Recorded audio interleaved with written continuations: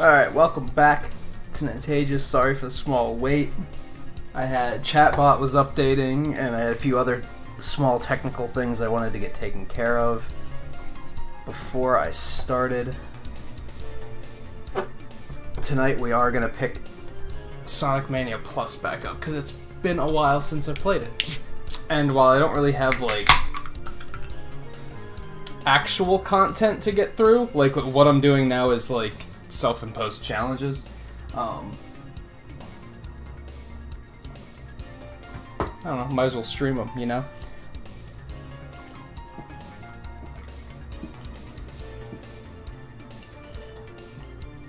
Okay. Who's here? Lightning the Hedgehog, welcome. Welcome to the stream, how's it going? Jonathan, how's it going? Good to see you again. And, of course, hashtag bestberry. And that is fine, Blue. Enjoy yourself with your gaming, if you can consider it gaming, I guess, and decorating. You know me, I'll be here for a while yet, so if you can tune in later, that's super too. And hey, Funk, how's it going? Let me go ahead and toss pixels at everyone, because you know I gotta do that. And maybe Blue can gamble them away really quick before she really goes lurk mode.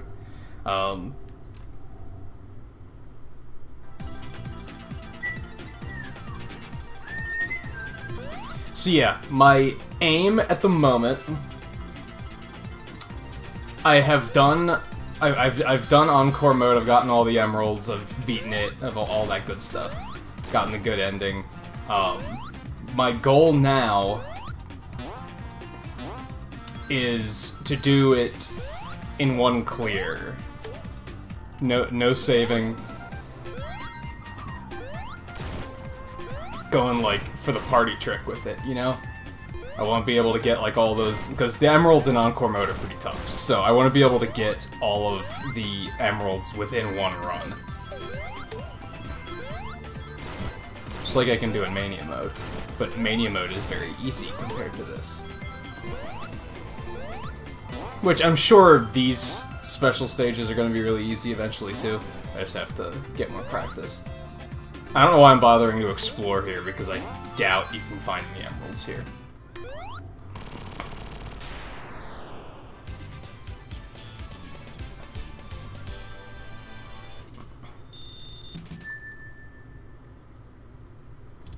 Hey, Hank, how's it going?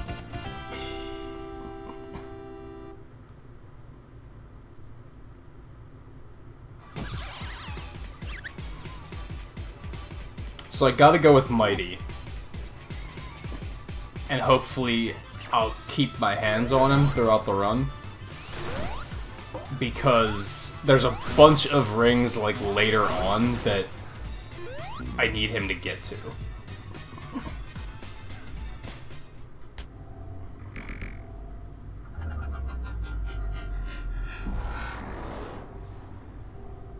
So hopefully I can avoid getting him killed and not accidentally swapping him out at bad times and such. Do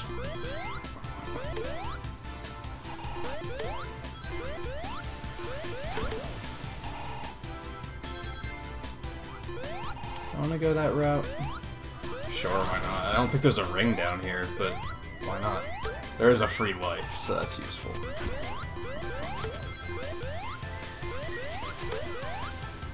So those who haven't played Mania, or just haven't played Encore mode, there's some changes here that are worth knowing about. One is that you don't have lives in this mode, you just have your characters. So that's why I was saying about, like, hopefully I don't get Mighty killed, because if I get Mighty killed, I have to find another, like, 1-up monitor to get him back. So you can only ever have 5 lives at one time.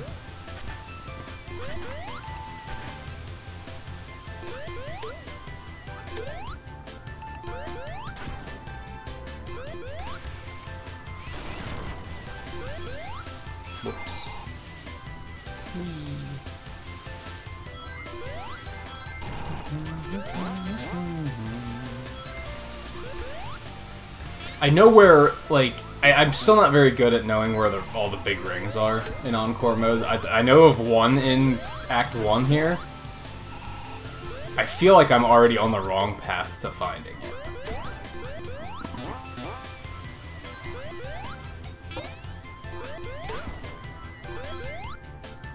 No, that was dumb.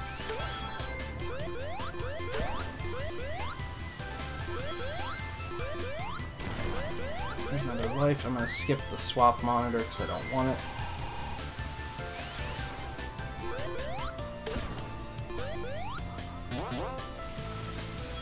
Yeah, I'm like at the end of the stage already. I goofed. Bad start. Okay, yes, I'm gonna do a reaction for the Smash Direct.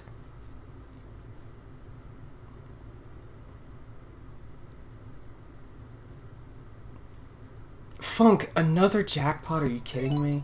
That's like, that wasn't even a big one.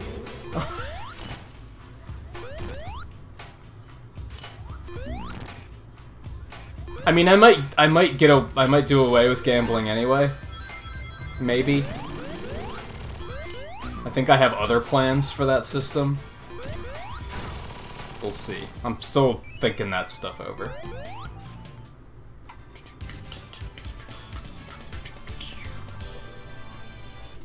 I was talking about this, like, was that last night I was talking about it, I think? I'm thinking about making it... I'm thinking about repurposing the system and using some trickery to make it that it's more so, like, not a jackpot, but a bank. So what I would make it do is that, like, there is no win rate, so you would just be using it as a way to, like, donate pixels. And then I would have goals for, like, hey, if we reach this however many number of pixels, I'll play such and such a game that I might not play otherwise. I'm still trying to think of, like, enough to do, like, donation goal-wise to make it be appealing, but...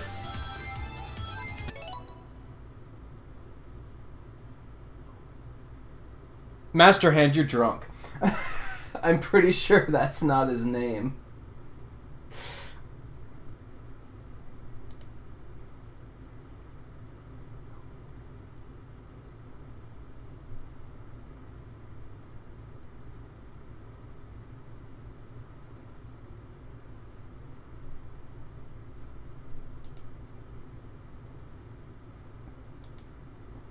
I think for some reason it printed his user ID instead of his name. I'm gonna have to look into that. That's something new I put in that I haven't seen it go off yet, so I haven't been able to test it. I think I might know how to fix it. Let me see. No, that's supposed to work.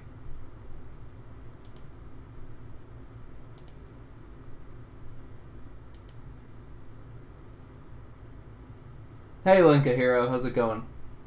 Anyway, yeah, like the first idea I had in mind was that, yeah, like gambling would be taken out, and then that would be replaced with this like donation, or I think I might call it pledging.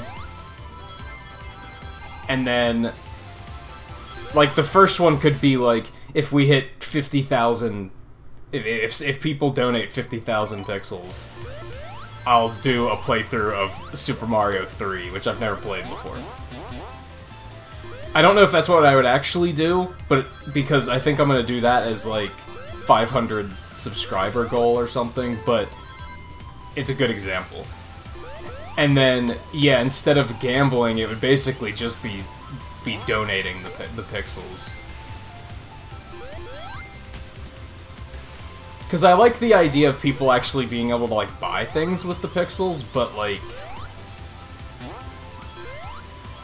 gotta very carefully figure out what it is that they can actually get. It's tricky.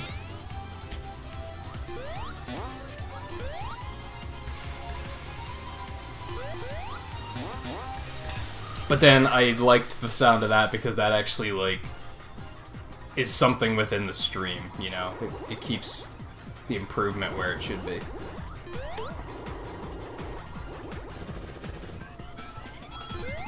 While also being something that people can enjoy, so... Yeah, I'm still tossing around the idea. I need to come up with enough ideas for, like, oh, here's something I can... Basically, for those who have watched GDQ, it would basically be, like, donation goals. Where, like, sometimes they have incentives of, like, well...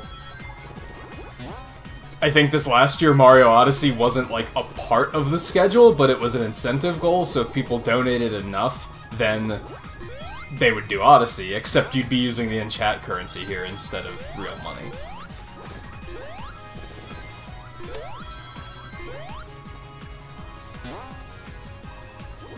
But yeah, I'm not a big fan of the gambling because of, like, it's kind of shallow, if that makes sense. Because there's no other use for pixels, so it's very arbitrary.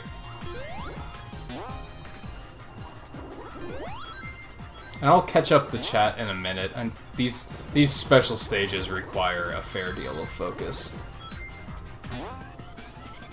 Especially since I'm not very good at them yet.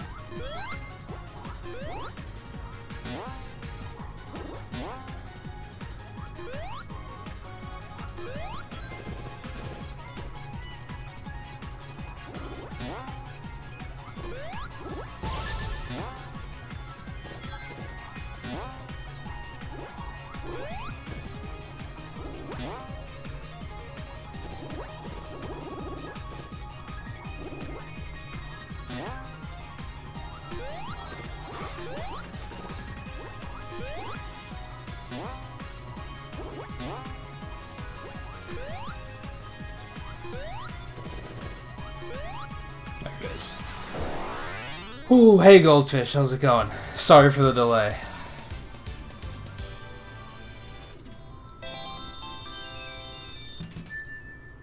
Those special stages are intense. But yeah, that's something that's been cooking in my head for furthering the use of pixels. I've also talked about making it that, like, for multiplayer games, you'd have to spend pixels to get in a queue if there's too many people playing. But I don't really love that idea, and I definitely wouldn't want to use that as something more than, like, a backup plan for when things get really chaotic and people prove that they can't, like, rotate and give everybody a turn on their own. I kind of want to, like... I feel like it's naive, but I also have a high opinion of my community so far, so I'd like to give them an opportunity to, like, not need policing, if that makes sense.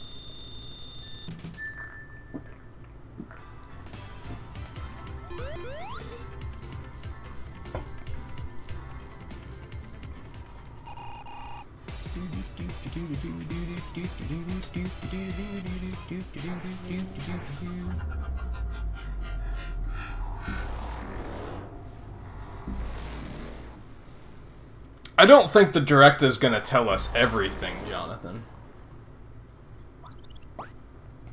I think we'll definitely see new stuff, but, like, I don't think that they're gonna tell us everything. The game's still, like, 4 months away.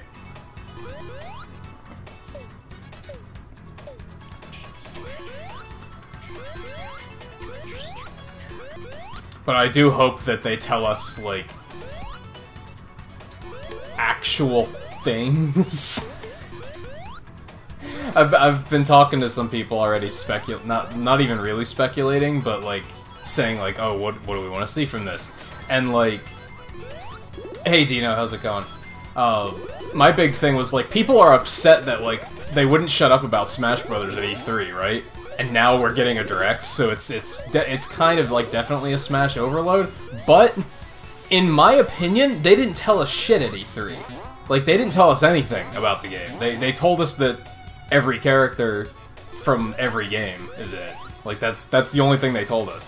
And they highlighted some character changes and like some engine changes. But like, what is there gonna be to do in the game? That's what I want to see. I want to see, like, 4 didn't have anything to do. We need game modes is what we need, and that's what I want to see out of this direct. I mean, of course, I want to see like a cool newcomer or two, but I think that's more of what I want to see. I want to see like what single player modes are there. Not even necessarily adventure mode. If you're a regular here, you already know how I feel about that. Like, I would prefer something that has more replayability. Over something that I'm gonna play once and then never play again. This is not good. You son of a bitch. Well, now Knuckles is dead.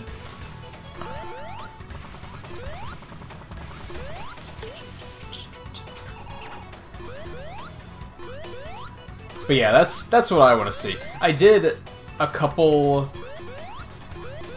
months ago when I was like just starting streaming. I did the Smash Brothers Unlockathon, right? And I played 64 Melee and Brawl with the goal of just kind of starting a new file and unlocking everything and just kind of playing the game. And I remembered just how much there was to do in Brawl. Like, the only reason I stopped doing the Brawl one was because I felt like people weren't watching it anymore.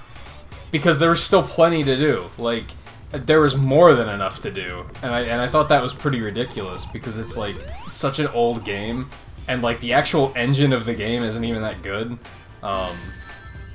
Like, there's a lot of problems with that game from a character balance perspective, but from a content perspective, there's a lot to do in that game, and 4 had nowhere near as much to do.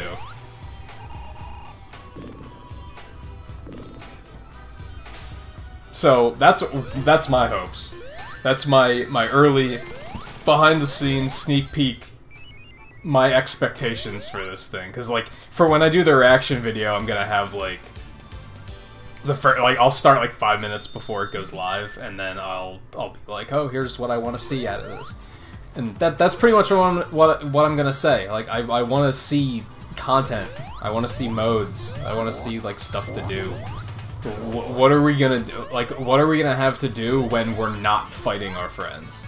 Because I think that's the type of game Smash is.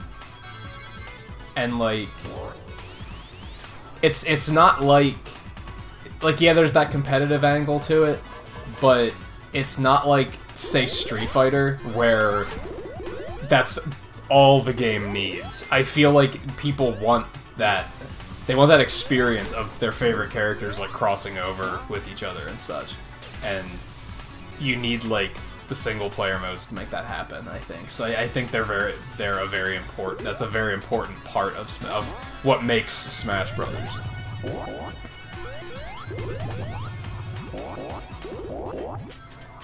And I think it was so lacking in 4 because of split development. Because they were like, well, we gotta make freaking 3DS version and a Wii U version, so they didn't have the budget to pour into stuff like that. They had to focus on the roster, which paid off, because I thought it was a pretty good roster, but it was also, there was very little to do.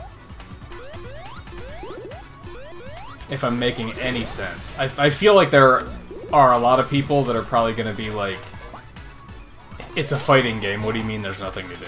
Like, you fight other players, that's the point. It's like, yeah, to an extent, but...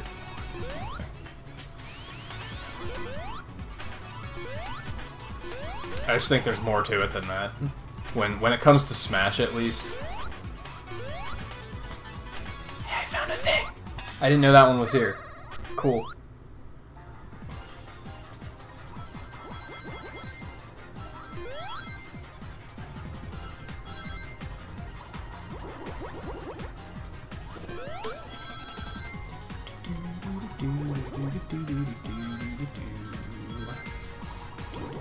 Once again, I'm gonna kind of focus here for a minute to try and get this done, because these are tough.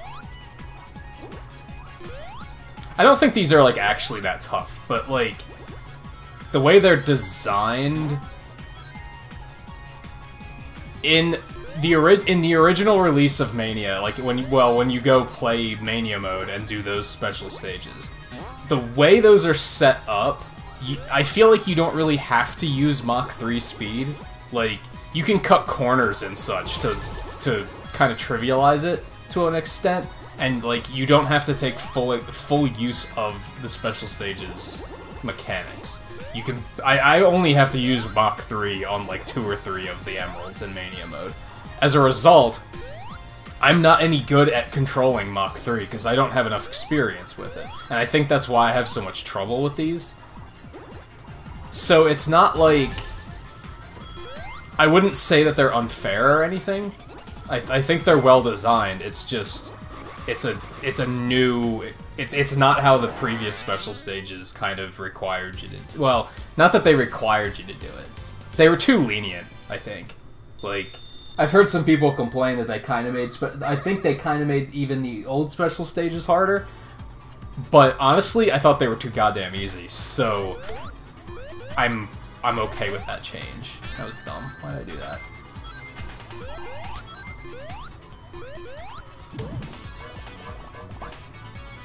Like, the fact that you could cut corners and get the emeralds while you were still in Mach 1 was, like, kinda dumb.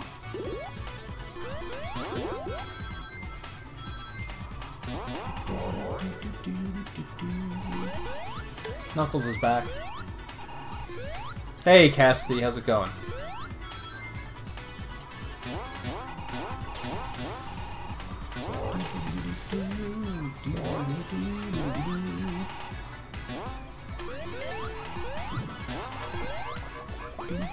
I don't have Knuckles with me, so I can't take that path. Okay, so that's clearly not gonna work. I'm gonna have to turn that script off. I might have to troubleshoot that and figure out what the problem is.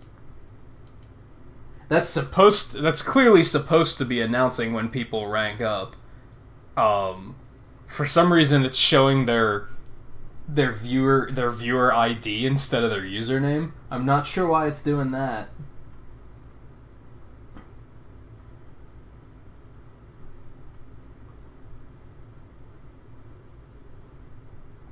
So I'm just gonna turn that off for now, and I'll troubleshoot it later.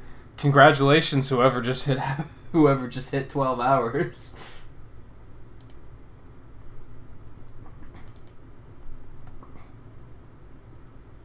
Oh, it looks like that was ink, actually.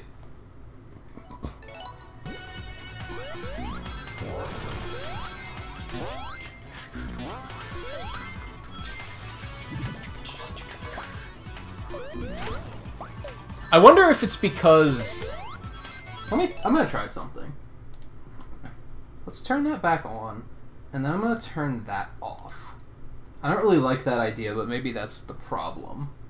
I'll wait and see when it comes up again and see if... I had it turned on so it also was announcing for lurkers.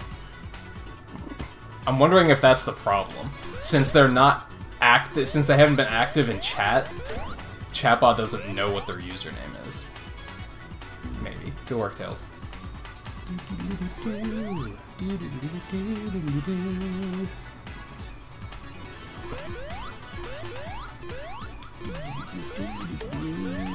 Like that. This is actually like the perfect combination for looking for big rings, I think. Fuck me, I just fucked it up. Oh my god, what's wrong with me? I'm doing okay. I had a very sluggish start today. Like, I just didn't want to get out of bed for some reason.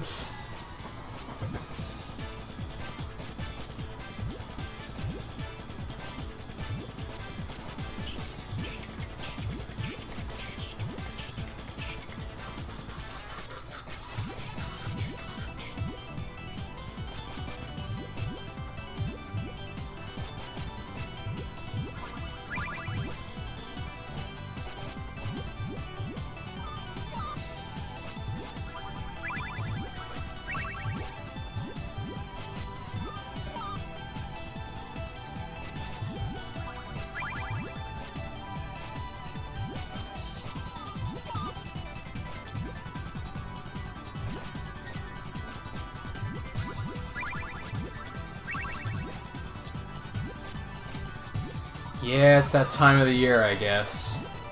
Been hearing from a lot of people that school's about to start back up for them.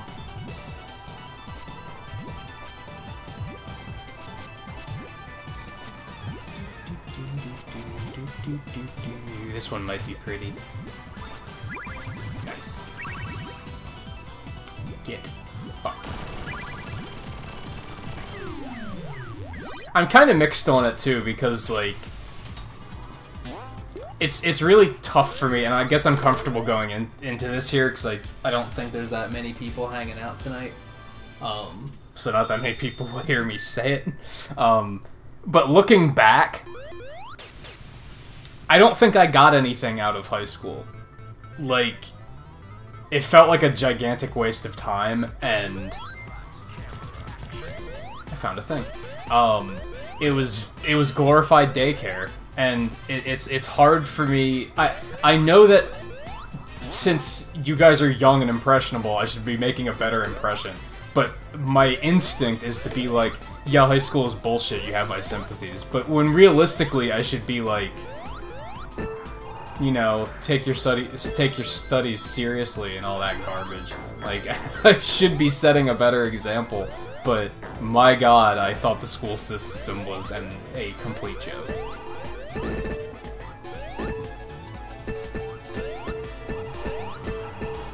I think if you are ambitious and willing to, like, take the initiative, that you can get something out of high school, but you have to be ambitious to do it. Like, you're not gonna get it through just being there, which is how they like to act. I think the only thing I got out of high school is when I took the initiative and I said, okay, this is what I want to do with my time here. Because otherwise, they didn't do anything for me. Like, a lot of the stuff that they, like, were like, oh, this is important stuff for you to learn, I was like, this is dumb. Well, when am I ever gonna use fractions? Like, no. I think they have some serious priority problems in the education system. Like, they have to rethink what is important to teach kids. But again, like, I feel like I shouldn't, as, like, even though I'm a small channel, I try to take it seriously and think, as an entertainer, I should be setting a better example there and being like, and encouraging kids to, like, take their studies seriously instead of fuck high school, that shit was bullshit. So it's really tough for me, because whenever I hear anyone say, like, oh yeah, school's starting up, I want to be like, oh yeah, that bullshit, fuck that shit. But I know that's not the right thing to do.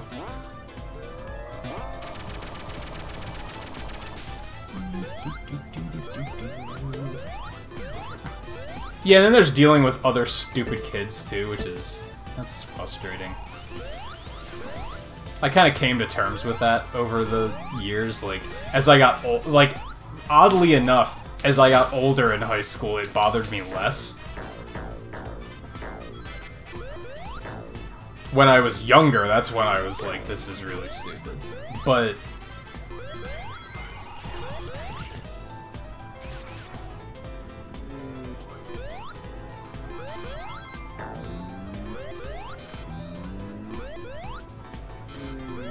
yeah, I guess I just, like, inadvertently found, like, how I should address it. And that's... If you want to get... I encourage you to be ambitious. And if you know what you want to do with your life... So, I mean, some kids don't. That's not a big deal, really. So it takes some people a long time to figure out what they want to do with their life. So I don't think that's necessarily a bad thing. Like, some people can just figure that out a lot easier than others. But if you do know what you want to do with your life, even at that age, be ambitious. Take the initiative and try to, like, make the most of a otherwise shitty situation. Because in my opinion, that's the only way to get anything out of high school, is to be ambitious and be like, well, this is what I wanna learn, so I'm gonna put the effort into learning it. High school does have the that's what I'm looking for.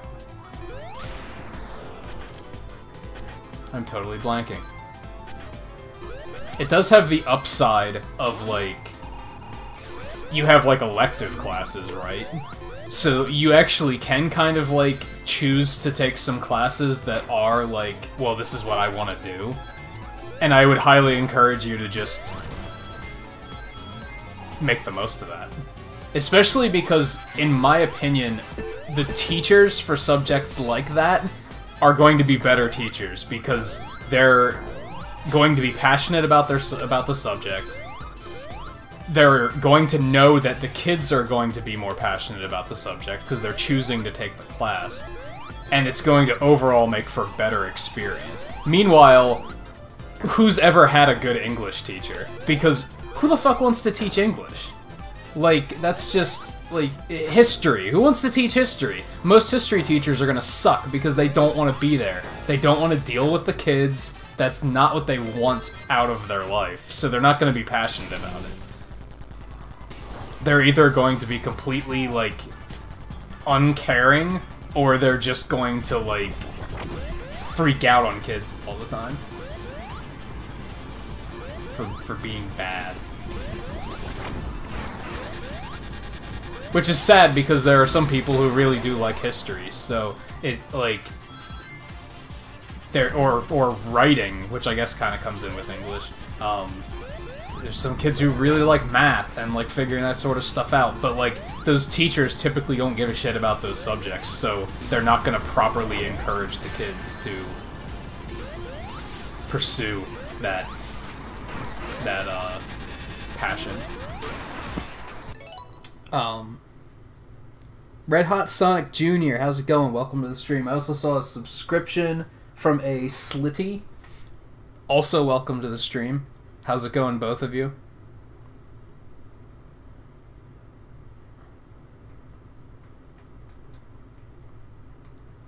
Yeah, gym classes were always bullshit, too. Like, again, some kids are passionate about that sort of stuff. They want to learn about all these different sports and figure out, like, what they want to do with it. Like, that's something some kids are passionate about, but not all kids are passionate about it. And especially in this day and age, I feel like there's probably less and less kids that are passionate about it. Or at least there are more kids that aren't afraid of saying, I'm not passionate about this.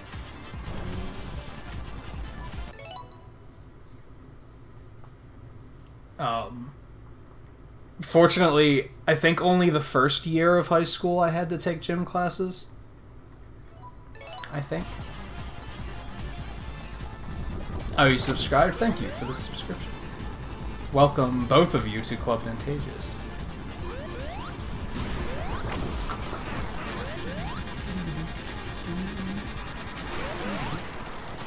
As I'm in the middle of my rant about, about the public school system and how much I dislike it, which I need to dial it back, because as I prefaced the whole thing with, I feel like I should be setting a better example. I shouldn't be telling kids, yeah, school is bullshit, fuck it. Like, that's not what I should be doing. That's the wrong thing to do, even if that's how I feel. I mean, I think I found a good way of approaching it. I guess most of you are young, so you might not necessarily have an opinion on if I'm handling it correctly or not. I think, like I said, I think it's important to, if you know what sort of, like, what you want to pursue, and, like, what you want to do with your life, then take the initiative to pursue that while you're in high school. Because let's face it, high school creates a lot of time where you're just sitting there and having to wait. A lot of those classes are, like, not super important, so you're just sitting there letting your mind wander. If you can put your mind to better use, do it. I mean, as long as you're like don't sacrifice your grades to do it, but a lot of kids are capable of like multitasking. You can like that's how I did it. I got through with like decent grades. They weren't awesome, but they weren't failing either. And like I paid enough attention to pass, and then the rest of my energy went into what I cared about. Again, maybe that's not the best example to be setting, but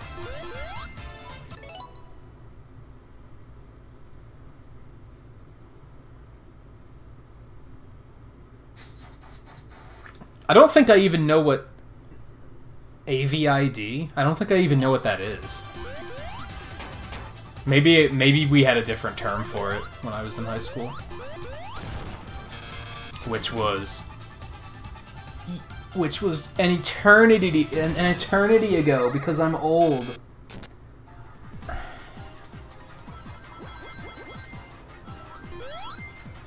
I don't think I could solve that equation because half of it got turned into emojis. And I'm not entirely sure what it is.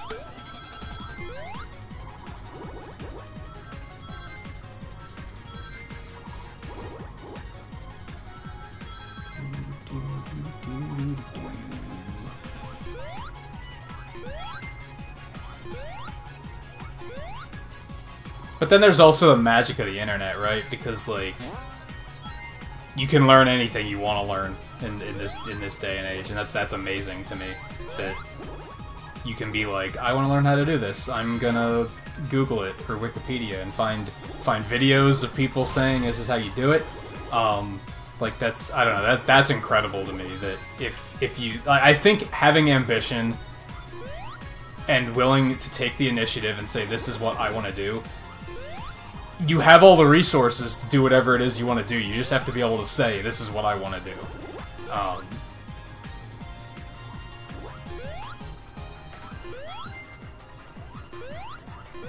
Like, sure, somebody could throw, like, the most complicated math equation at me ever, and even if I was lost on some of it, I could just be like, let's just hit up the Wikipedia for, like, order of operations or whatever and figure this shit out. Like, that's just something I could do.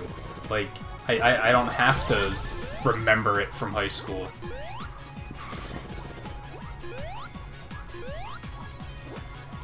Though I will say that, like, as an artist, math actually was very important to me. Like, I still use math on, like, a daily basis. So, sometimes you do find applications for the things they're shoving at you in high school. It's just not often. I am going to run out of rings. Yep, especially when I do that. This is... We're not off to a good start on this run.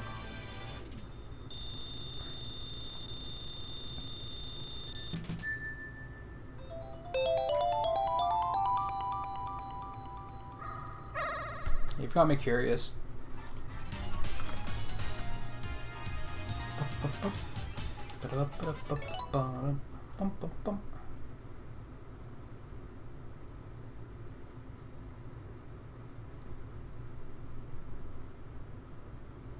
Advancement via individual determination? Is that it, or is that something completely different?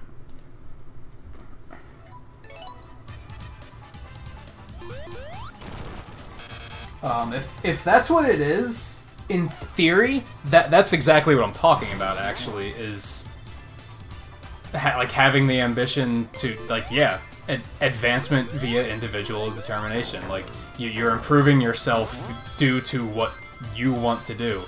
And I think if high schools are encouraging that these days, that's good. I think that is something they should be doing. When I was in high school, that was not something they encouraged. They just encouraged you to be another sheep in the flock, to be honest. They taught you the ways of society, not to follow your passions or anything like that.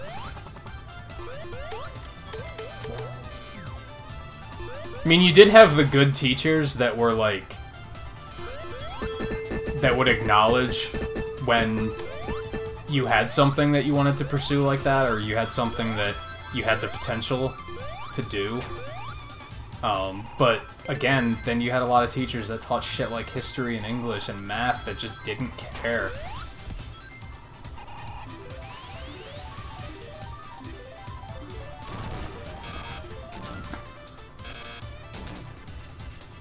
Like, even if kids did care, they didn't really care. But I don't know, it might also be very different these days. Because it's a completely different generation of teachers. So, like, now your teachers are probably people my age. So, they probably have a very different way of looking at things compared to the teachers I had.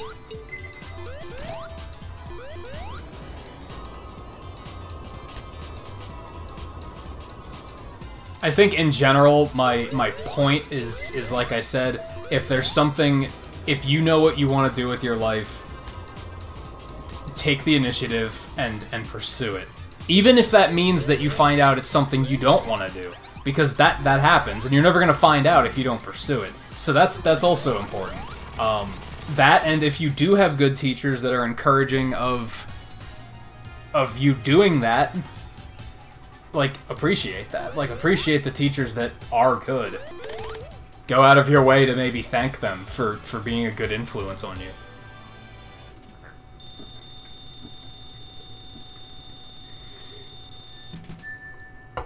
I regret not doing that, honestly.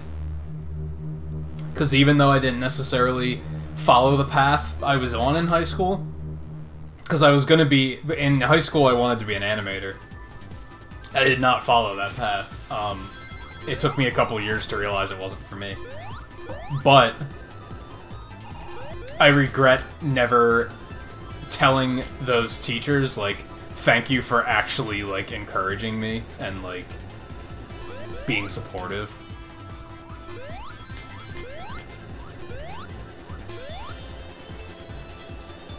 Or even just being lenient enough to let me doodle during class and not hassle me about it. Because some teachers did that. Like, I spent a lot of time just, like, doodling in my notebook during class, and a lot of teachers would be like, hey, pay attention. And it's like, you're outright discouraging me from following my passion. That's not good. That's not what a teacher's supposed to do.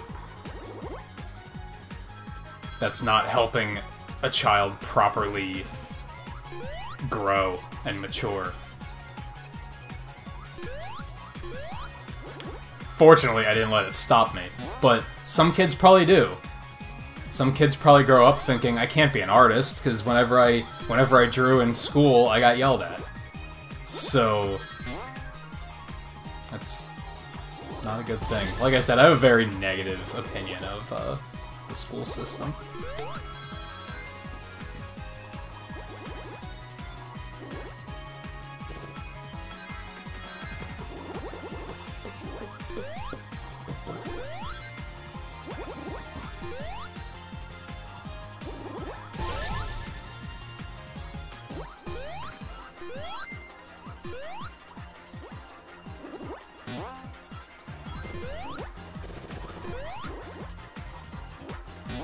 And as I've pointed out a few times now, for anyone who's new, these special stages are tough, so I'll catch up to chat as soon as I'm done.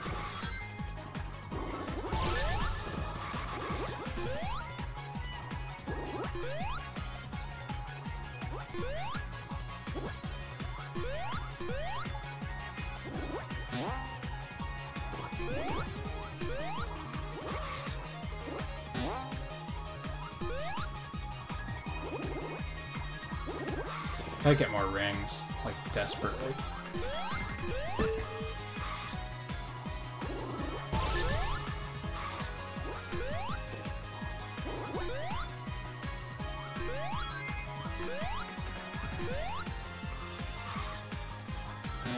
There, that'll do, I think.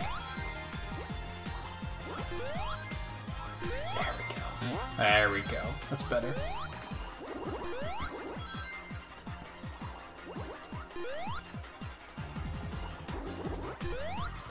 Ugh.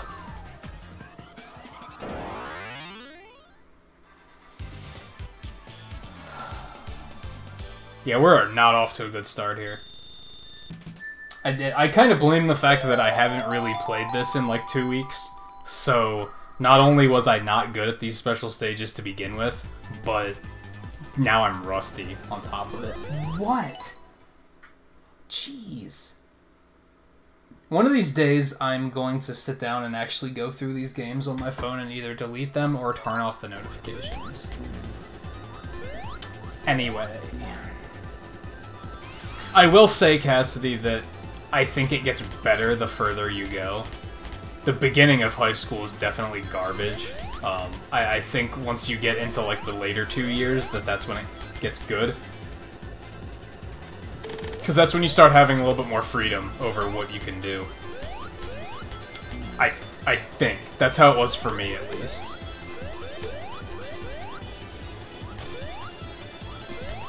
But like I said, try to make the most of it. If you know what you want to do, take it into your own hands.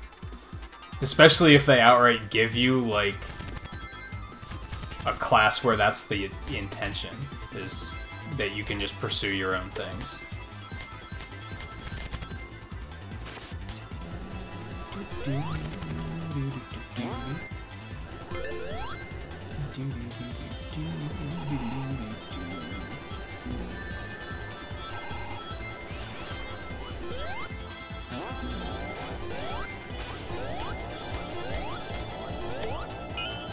But yeah, I think with that, I'll change topics.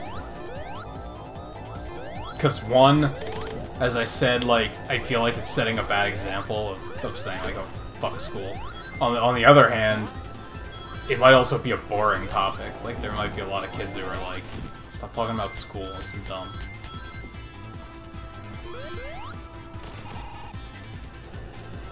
Just now you know that, like, if there's ever a stream where people are talking about about school starting and such, and I'm like kind of not paying attention to what they're saying, that's probably why. Is because I'm afraid of saying the wrong thing.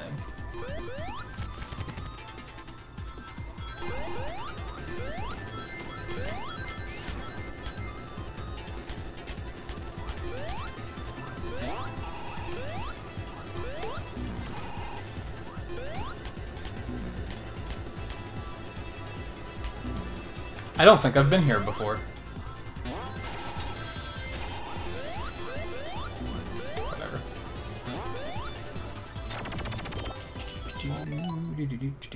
Hey, Raph, how's it going? Hey, I found a ring! Cool. Time to fail the special stage again. Alright.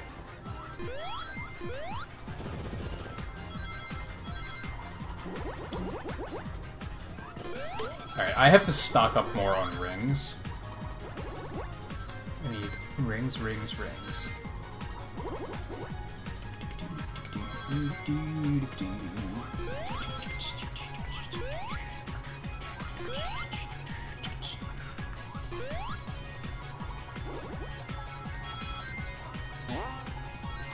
no point in doing that when I'm going this slow, to be honest, but...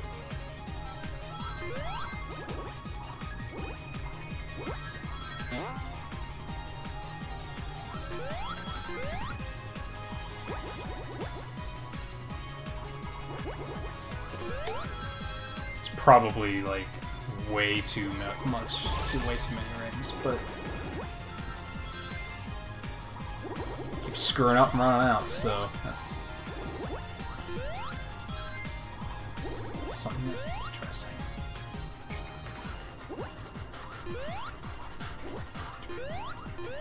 Well, that was ugly, but I got out of there, so.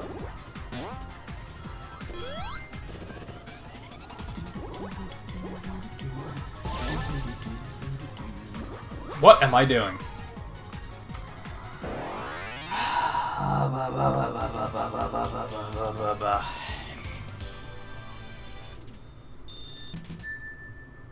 If I screw that up one more time, I'm probably just gonna start over.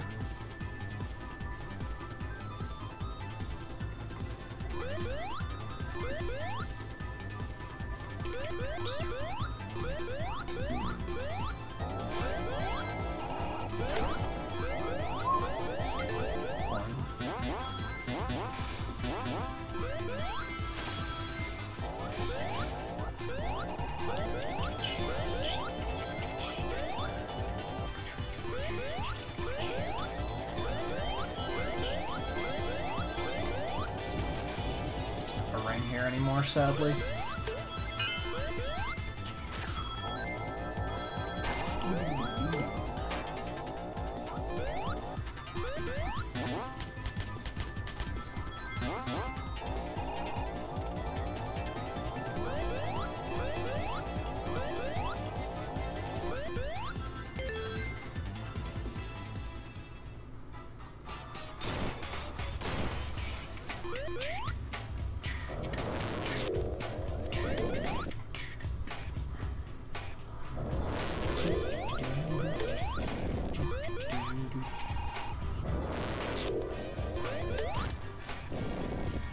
I think it's kind of funny that like maybe I should see the writing on the wall here. That I mentioned getting rid of gambling and repurposing that system, and like nobody's gambled since. Even though it's still active. Is that people agreeing with me? Like, hey, just get rid of this system. This was dumb anyway.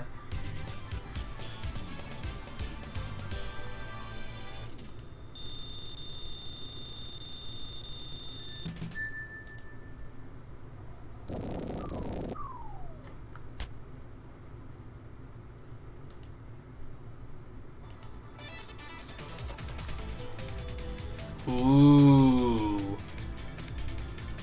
I don't think blue is gonna like that. But now I know I can do it. Which I might.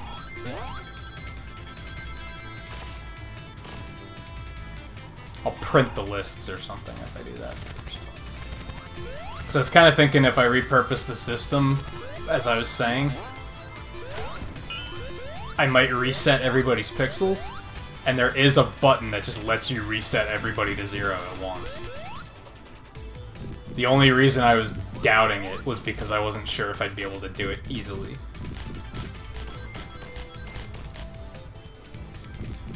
Because otherwise I could say, hey, if we make 50,000 pixels, I'll play this game, and like blue could fund that in one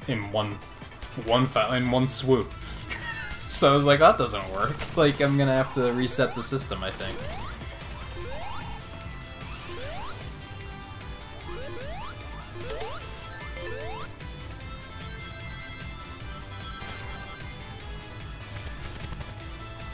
Also, I'm trying to think if there's like a better...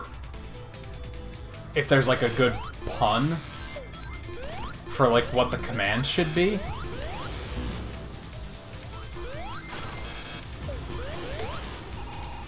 I kinda like pledging just because it really sets it apart from donating. I don't want to use donate.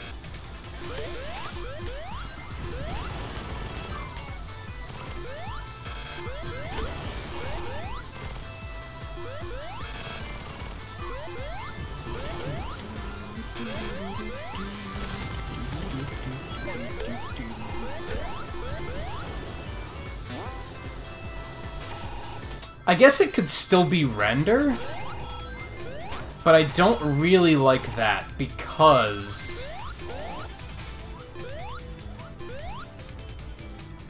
then people are still going to be using render to gamble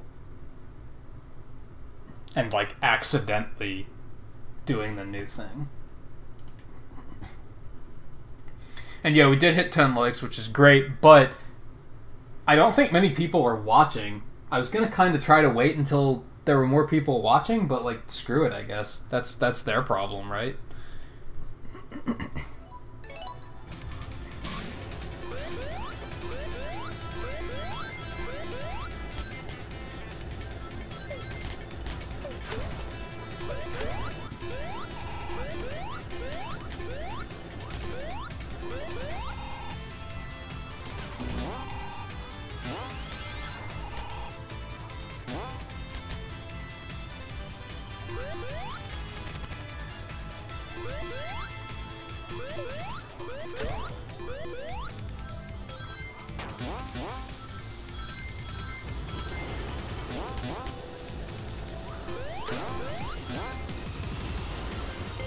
Good work, Blue. Did you gamble away the 50 from when the stream started already? I don't remember if I saw you do that one.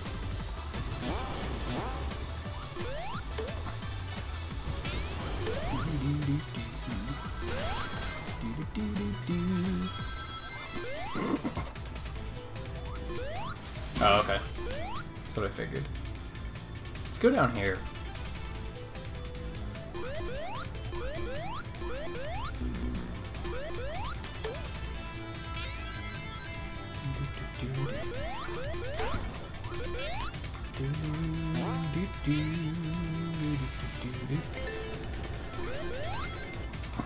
Maybe you wouldn't mind if I completely wiped everybody's pixel count clean then.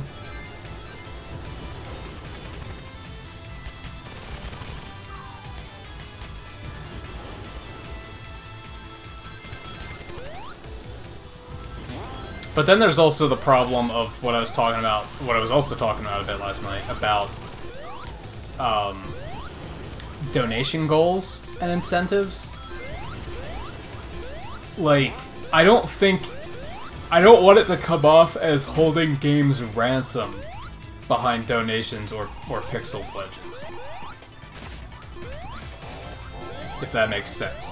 I don't want to be like, well, this is a game that I'm gonna play anyway, but I'm still gonna make you guys donate to see it, or pledge pixels to see it.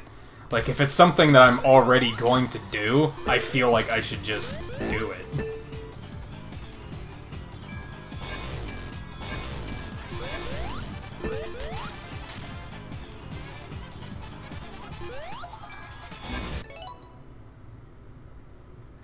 So it's tricky. I would also kind of like... I was talking to Dan about this when I got the idea, because I was like, is there a script that would do what I'm looking for? Great, Mighty's dead. That's fantastic. My nose is really itchy tonight, and it's bothering me. And I'm kind of tempted to contact the guy that does a lot of the scripts for Chatbot to get him to, like, make a custom one. Because I think it would also be cool to have, like, multiple goals, and that people could put them towards whichever one they like most. I wouldn't be able to do that in this current system, though. I'd have to do it one at a time. Which is another reason why I don't really love it, because it's kind of like... I don't know, I could put something on there, and it could take, like, months before it's met. It could reach a point where it's like, well, nobody wants to see this, so I might as well just do something else. I guess I could add a time limit to it, like, manually, and say if this isn't met within a month, I'm just gonna make it something else. I guess that's a simple solution.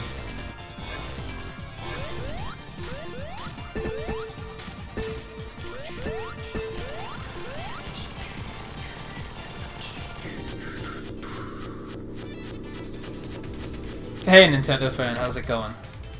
Yeah, I almost did Superstar Saga tonight, but I decided against it. I might do it tomorrow. Maybe. I feel bad, because, like... I let it happen once, where I was like, I don't feel like finishing this playthrough. And since I let it happen once, it's now happened like 4 times, where I have 4 different playthroughs now that I'm taking like way too long to get around to finishing, because I keep putting it off. So I think I need to like get ambitious and just suck it up and finish them.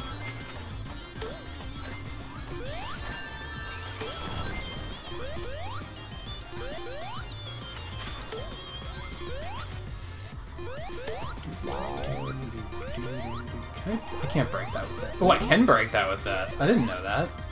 Is that something you can only do in Encore?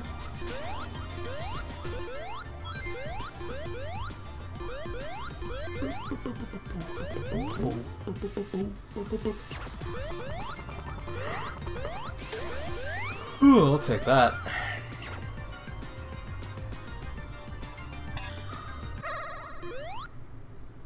Yeah, it's understandable, Cassidy. Nintendo fan, answer me this, if you're still here. After Joke's End, is there another big dungeon before Bowser's Castle, or do you go straight to Bowser's Castle after that?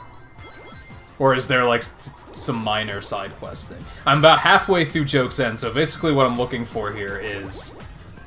Am I going to be able to finish Superstar Saga in one stream? Or... is it, like, going to be, like, 2 streams yet?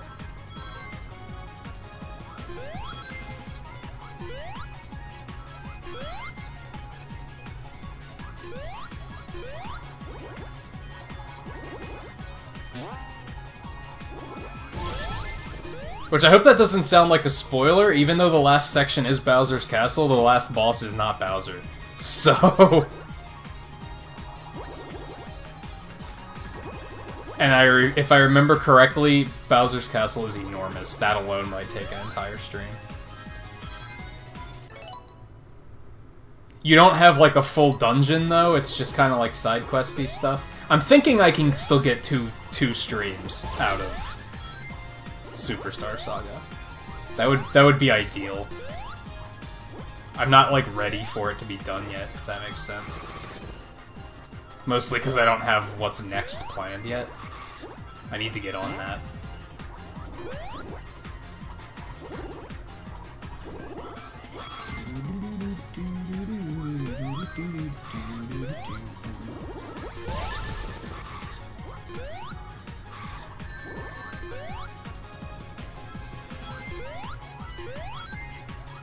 Oh my god. Yeah, give me them rings.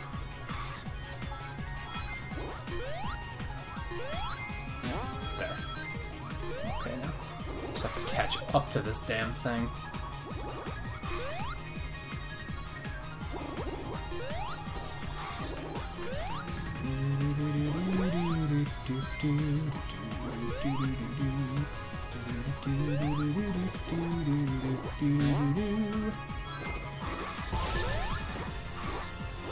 The long route, that was dumb. And then I crashed right into spikes.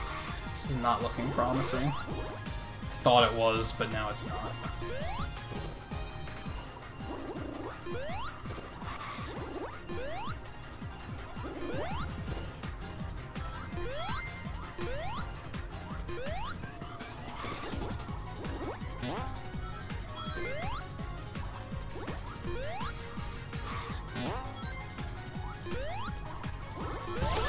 That might help a little bit.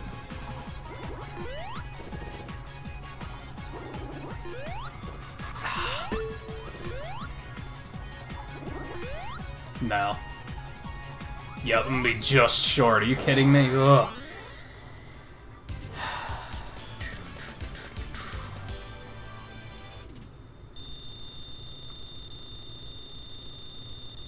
Oh, that's right, Cassie, you've seen the whole thing already. I don't know why I thought I was trying to, like, stop you from being spoiled. That was a spacey moment.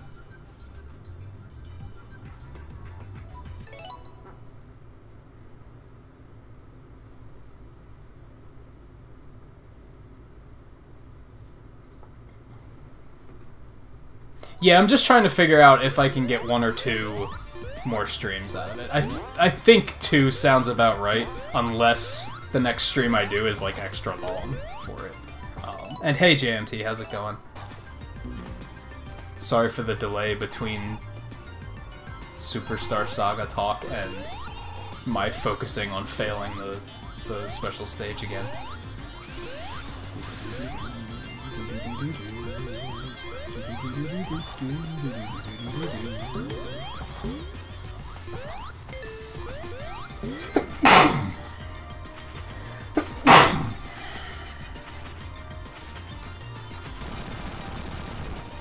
I don't think it's gonna be confusing to me. I don't know if confusing is the right word for it. But I do remember Bowser's Castle being pretty big, so I kind of expect that to take, like, a full stream on its own. So I think what's gonna happen, and hopefully this doesn't backfire, is, like, the next time I stream it, I'll try to get up to Bowser's Castle, and then I'll stop, and then all of Bowser's Castle will be in one stream.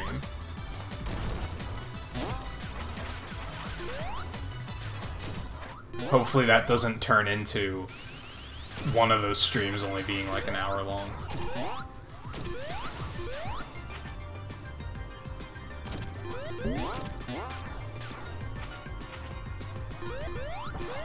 Though I was thinking about, when I pick it back up, that I might do some level grinding in Joke's End a little bit. I don't know if I'm gonna need it, but I feel like it would be a good, like, safety thing to do.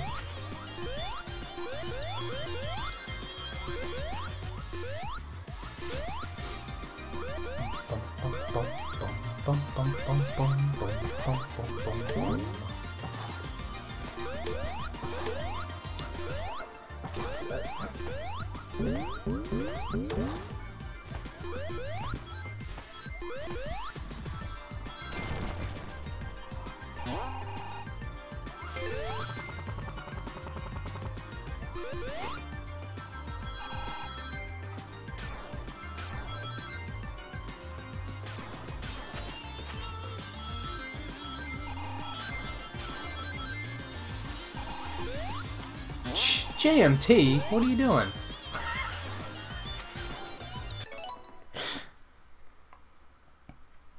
I don't have my thing open.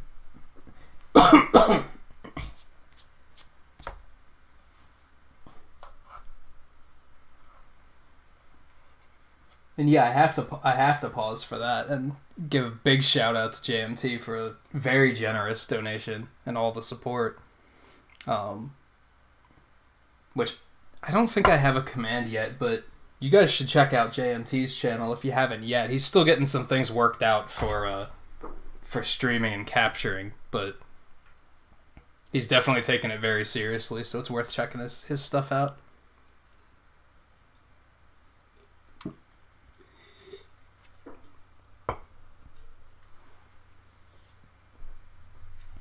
Yeah, I'm not really worried about struggling on the final boss, but I feel like it would be potentially better if I was just, like, over-prepared.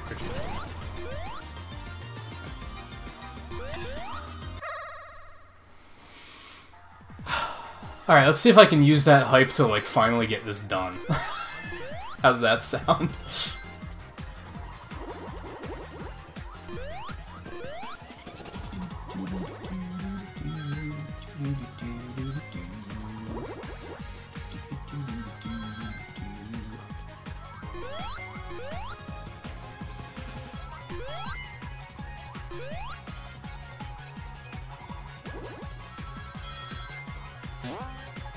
I feel like I should definitely decide on, like, some sort of donation goal, even if it's one that I have hidden, just so I can be like, oh hey, we met this, that's super cool.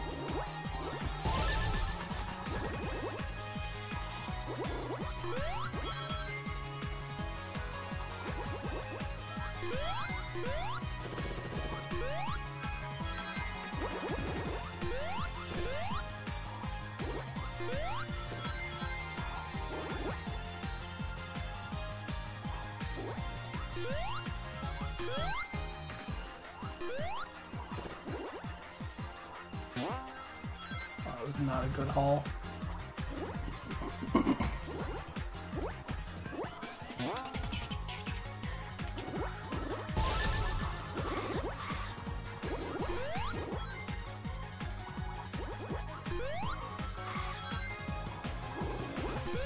I don't have nearly enough rings. This is really, really bad. Especially when I do that! Damn it. Alright, we're just gonna start over. I'm at this point in the game. I'm like 5 zones into the game. I have 1 emerald and I've messed up the second emerald like 5 times. Or was that 6 times? Like, that's not a good start. We're just gonna do over before we get much further. As exhausting as that sounds. That's kind of what I'm going for right now, you know, so...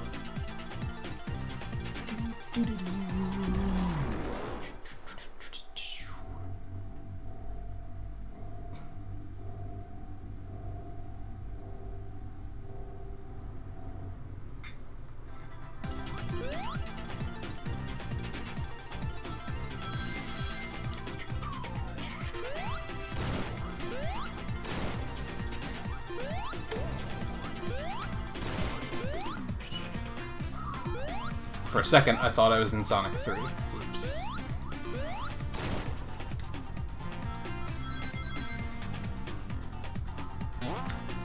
I think...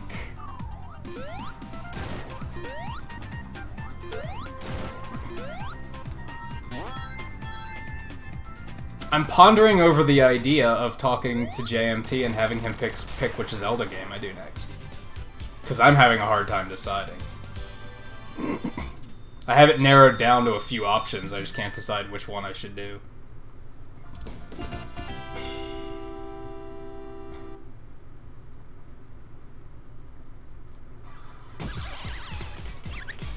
I should also...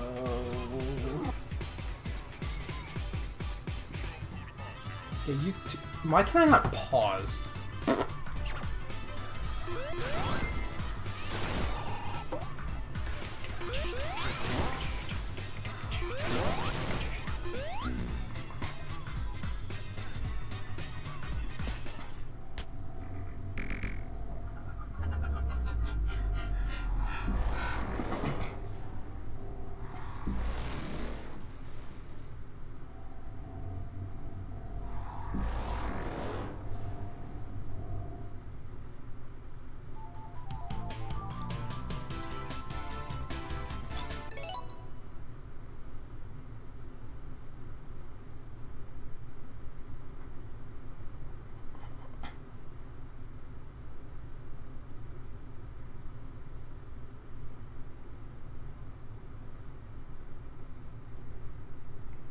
Just a second, I'm putting in a...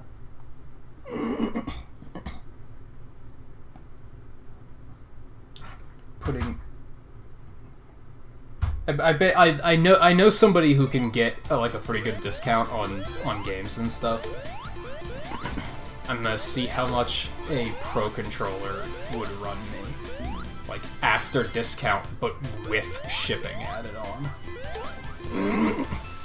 And I think that's probably going to be the donation goal, but that's already going to be like halfway met, to be honest, so... I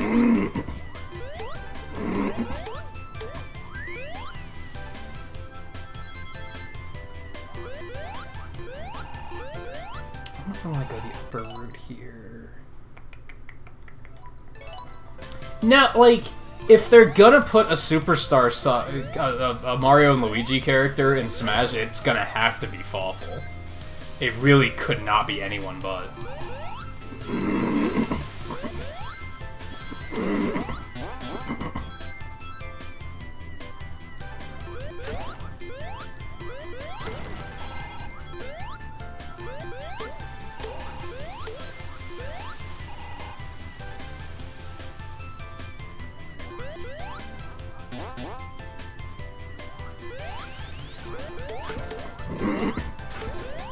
But sadly, I don't think Fawful is necessarily likely.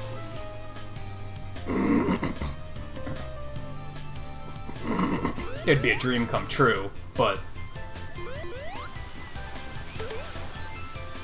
Oh hey, I found it!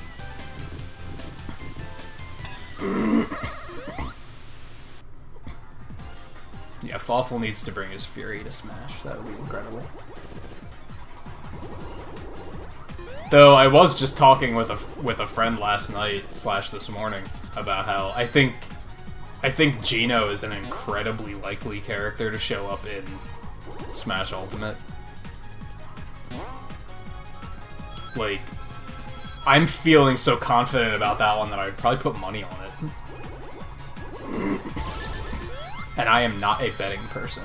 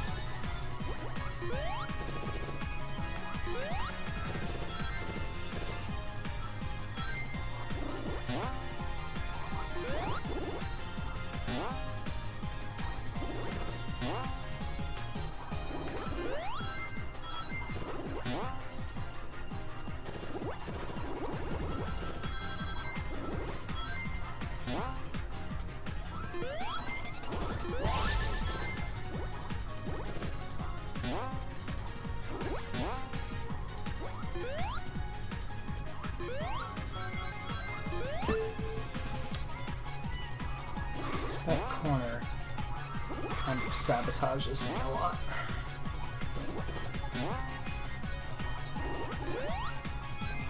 Yeah, like, these special stages are, like, endurance fests.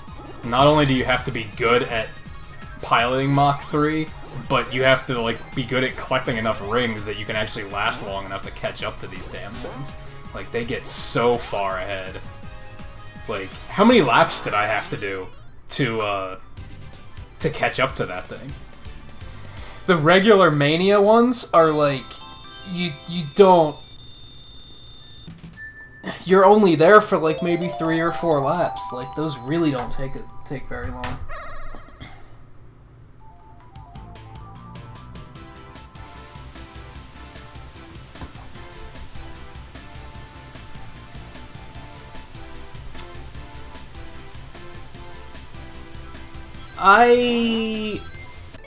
There's a, like, I've been thinking about it a lot now that we have a direct on our doorstep.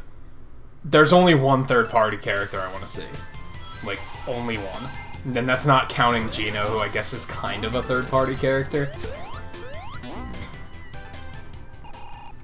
And that's Banjo-Kazooie. Like, anyone else, I like, enough. I'm just not... I want to see more Nintendo characters, I don't want to see more third parties.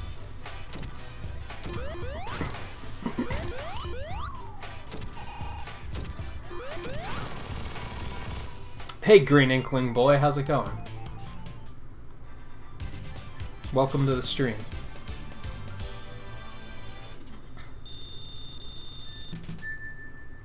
And alright, Nintendo fans, take it easy. Thanks for stopping in. Hopefully, hopefully you have good fortunes with Superstar Saga. At this point, I'm kind of hoping that you might even be able to get it finished by the time I stream the rest of it, so that you can actually tune in for all of it. Are you kidding me? And then, yeah, cool, dump me on spikes, it's fine. That's what I wanted.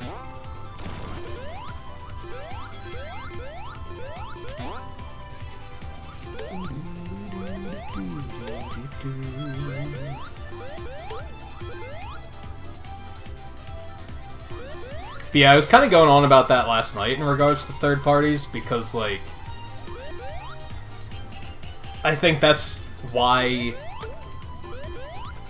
I think this is going to be my latest, potentially unpopular opinion, and that's... if they would actually cave and put Goku in Smash, it would ruin what Smash is.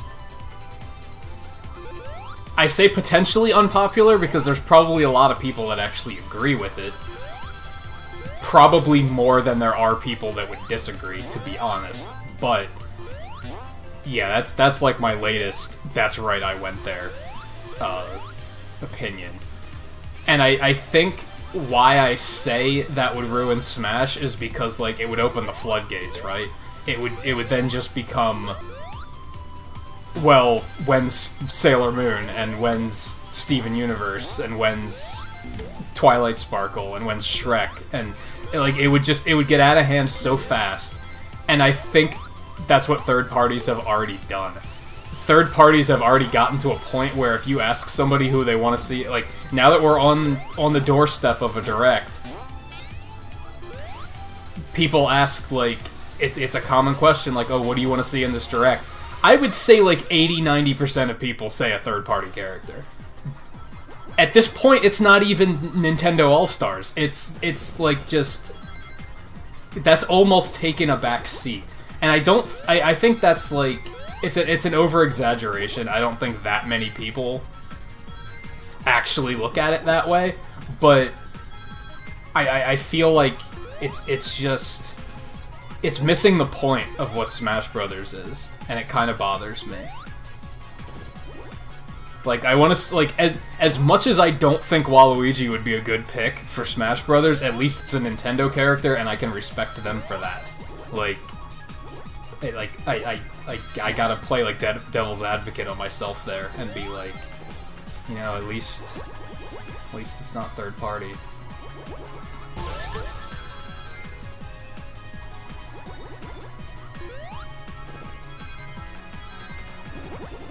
That was a potentially bad rant to get on just as I got into the special stage, because now I'm not going to be able to catch up on what anyone's saying until I finish this. So, hang in there.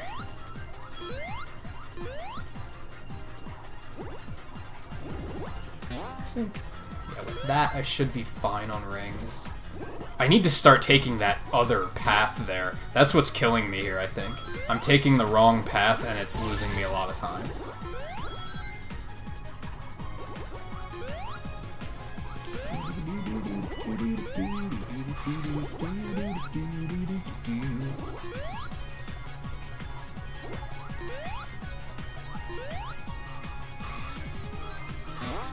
Just like I did there, but got a lot of rings out of that, so I'd say it was worth it. Yeah, I have to start taking that path, because that is going to help me catch up.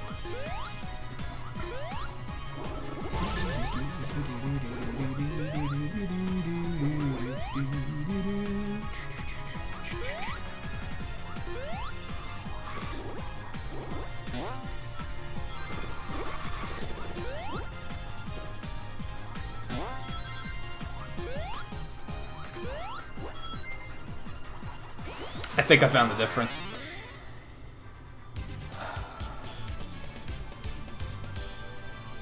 Yeah, the direct is Wednesday morning. It's 10 a.m. Eastern time, I believe. I hope it's not 10 a.m. Pacific time, because that's going to be kind of pushing it for my schedule. But I'm fairly certain it's 10 a.m. Eastern, which would be 7 a.m. Pacific.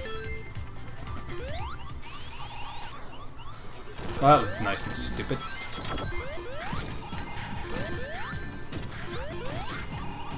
What am I doing? Playing nice and stupid here. I kind of love/hate how they were like... They gave a boss like this, when you hit it, it like gives you a trajectory to launch you out to the right, to prevent you from just, like, comfortably sitting behind him and hitting him, but it's also kind of, like, annoying, because it's like, why can't you just let me do it? Makes it more dangerous than it needs to be. Yeah, I've heard people say, "Hey, Pensive Scarlet, how's it going? Welcome back." I've heard people say that Goku will never happen because of licensing, but I feel like characters like Cloud were already... We were saying Cloud was impossible until that happened. That already broke precedent, and that's what makes me nervous, I think. Realistically, that's why I want to see Banjo-Kazooie so much, because I think it's possible. I think they can actually make that work. But it makes me nervous that they might potentially do other things that aren't as good of an idea. Like Goku.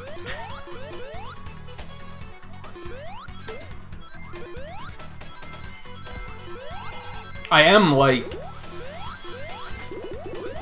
I want to say I'm, like, 99% certain that they would never put Goku in there, but I think I get myself prepared for the worst, because I don't want to be disappointed if it happens.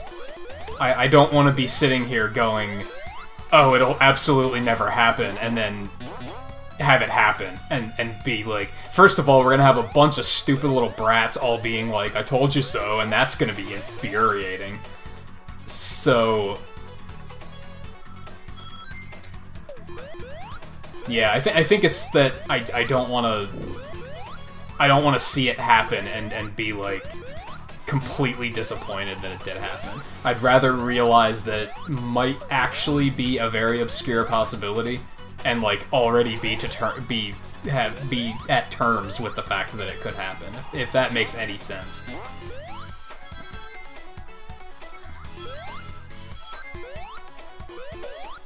But, like I said, I think it would completely ruin what Smash Brothers is.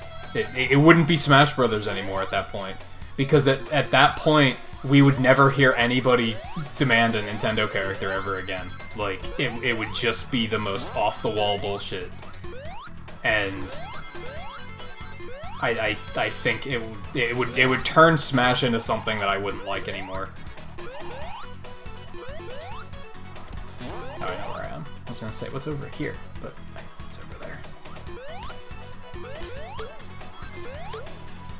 And most of why I say that is because I over-exaggerate and say that I think third parties are already pushing it a little bit too far and already potentially turning it into something I don't like. I mean, for the most part, I don't think there's any third parties in Smash where I'm like, this is stupid, why did you do this? Maybe Pac-Man, I thought he was pretty dumb.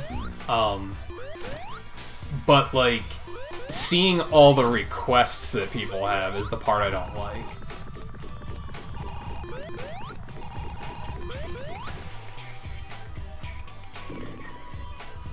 You don't think you'll be up early enough for that, Cassidy? That's fine, you can watch my reaction video instead.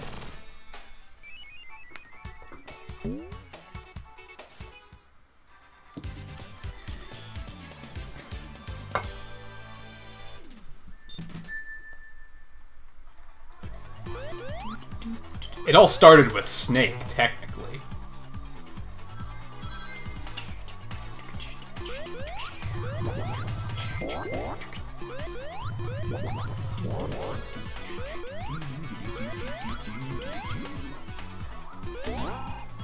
I think I need this, actually.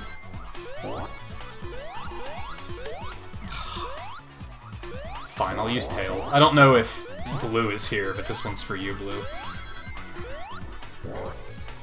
I needed Mighty, but gotta take what I can get, I guess.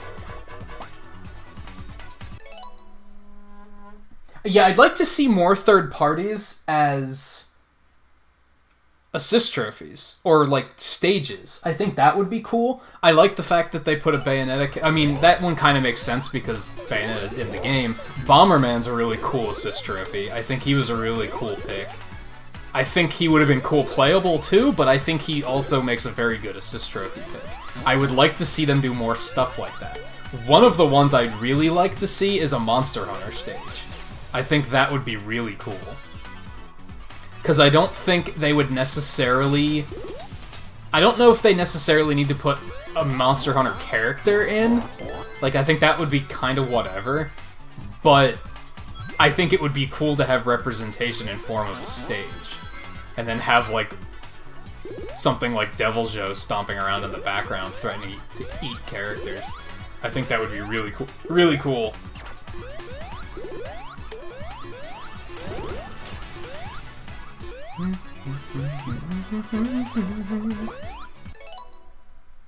I wasn't talking down about Metal Gear. I mean, I personally don't really care one way or the other about Metal Gear, but I was just saying, like, Snake was the one that... He was the first third party.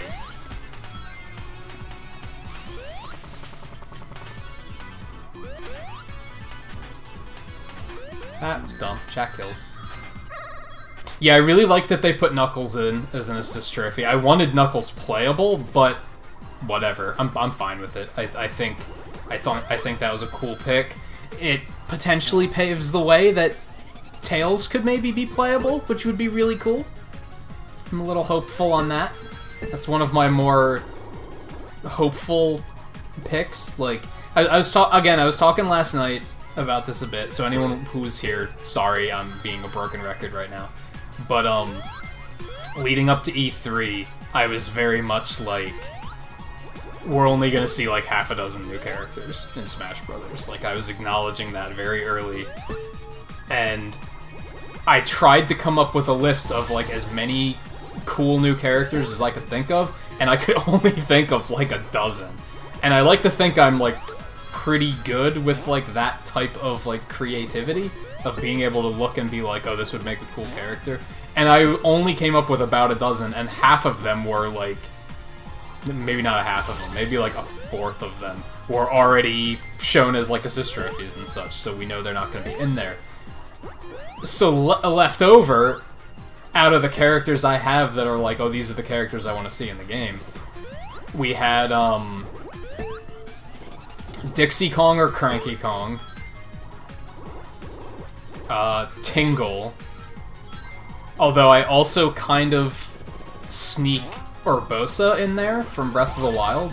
I'm not super... You guys know I'm not very in love with Breath of the Wild, but I think she would be a pretty cool character. She's a fan... A lot of the Guardians are fan favorites, but I think she'd be a good pick for it.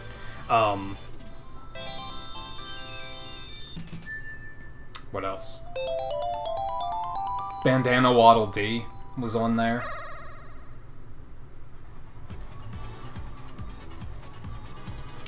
Dylan from Dylan's Rolling Western was on there. A Golden Sun character, I think, would be pretty cool. And most of these are like... I try to kind of represent things that aren't already represented and come up with, like, new, unique ideas. And I try to stay away from, like...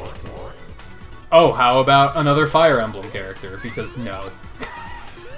Same with Pokemon. Like, as much as I love Pokemon, I'm kind of like, we have enough. We don't need more, honestly. There's like 9 of them in the game at this point.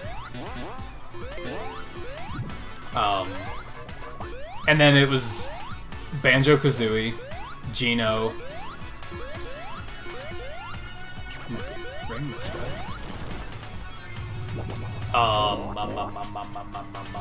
And Tails. And Tails was on there. That was kind of like the whole point of what I was getting into here. Is that, I think Sonic's been here long enough, and he's so much a part of the family by now, that I think he deserves to have a second character in there. I think he might deserve it more than any other third party.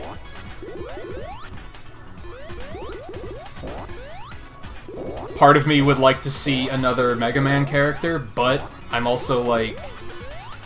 I feel like Sonic deserves it more.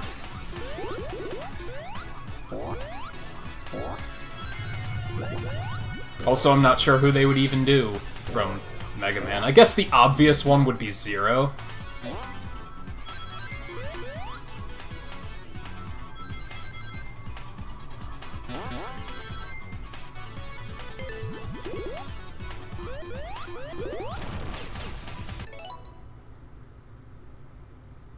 Yeah, Beware is in there. He's a new Pokemon.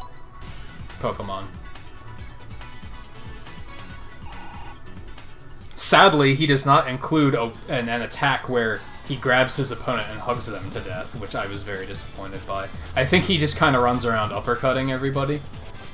But yeah, he's in there. If you go over to the Smash website, I'm pretty sure they've covered him already, like, on the site. I could be wrong, but I remember seeing him in E3 footage. And yeah, I think that's a good pick, because I think he's a pretty iconic one. As iconic as you can get for something that's that new.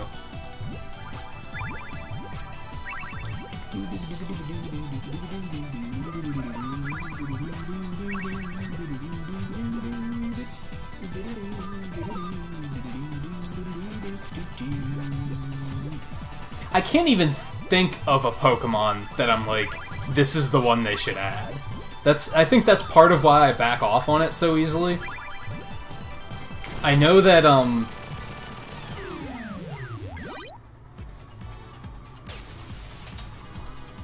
I'd like to see a grass starter, maybe, but at the same time, I have Squirtle and Ivysaur back. That's all I wanted, and I never thought I'd get that, so I'm happy with that. Like, I don't need any more. But if I were to, like, pick a Pokemon to campaign for, it would probably be either Decidueye or Sceptile. I think I'd have to go with Yord on that one. That I think Sceptile would be a pretty cool pick.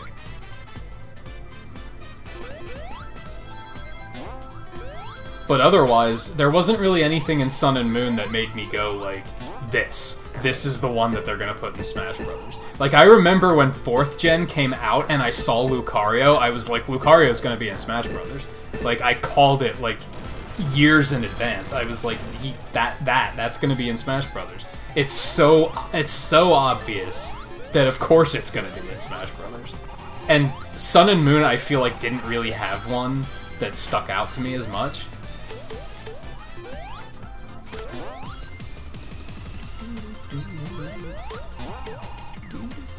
Good! This is the exact combo I needed. I don't need it yet, but... And I'm already off to a better start here. To point that out. I'm up to 3 emeralds, aren't I? Or did I mess up that last one? No, I don't think you.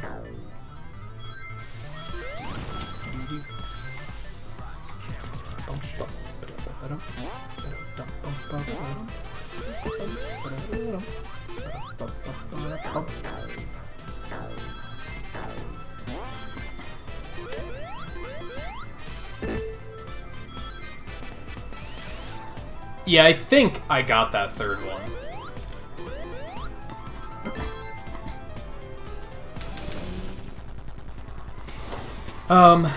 Yeah, but my... Like I said... Very early on with Smash, I was very much like, who could they even add? Like... A lot of people will counter that argument and be like, here's a list of like 3 dozen characters. But most of the characters they point out like aren't really enough. And I feel like that's a really good way of putting it, actually. Like, it's a really vague way of putting it. But it's also... Because usually I say, like, oh, they're not popular enough. Oh, they're too obscure. Oh, they don't have enough depth to them.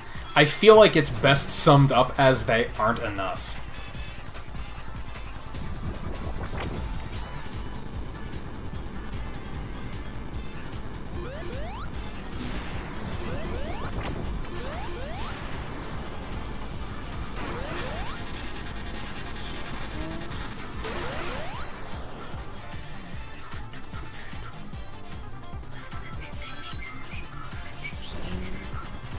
There's a bunch of stuff that's,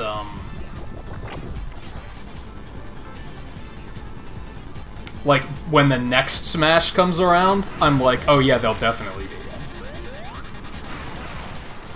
But I think there's a lot of stuff that's, like, too new. I don't think we're gonna see anything newer than Inklings, for example. I think that's as new as it's gonna get.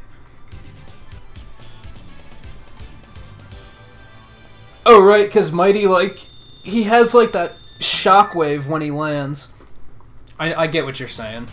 That seems kind of dangerous, though. I don't know if I would go there.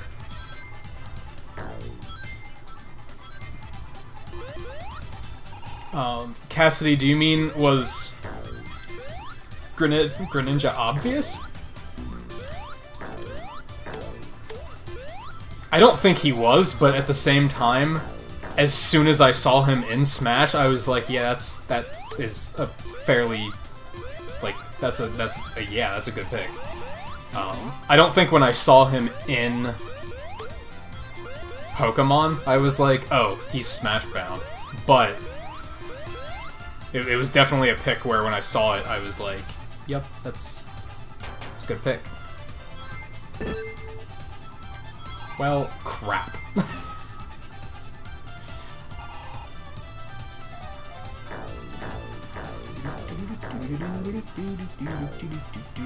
Get up there, thank you. Yeah, that's true. That it could salvage miss jumps.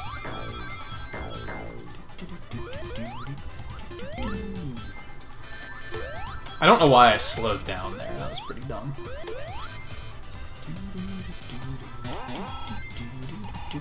Why did you? Why?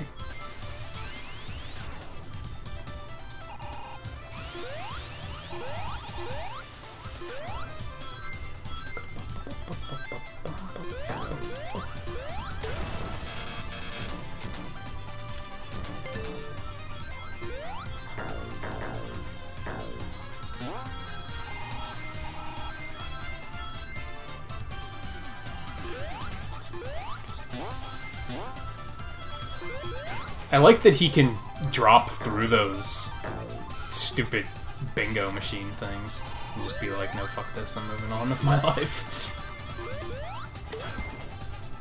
Not even gonna bother going up there because I know there's not a ring there anymore now anyway.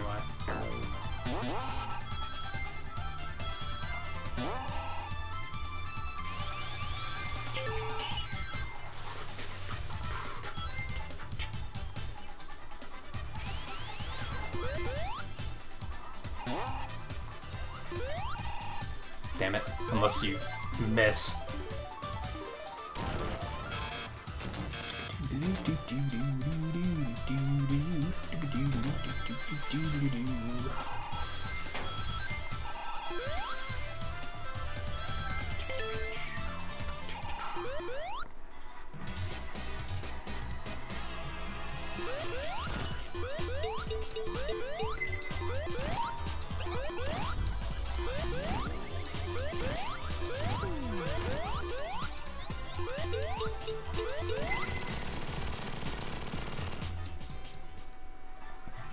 You got storms in the area. It's been really, like...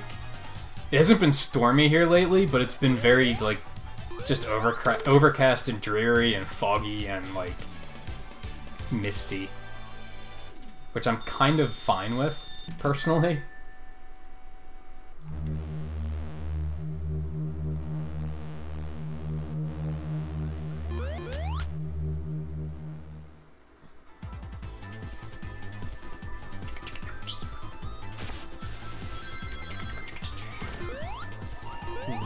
Okay, that was weird.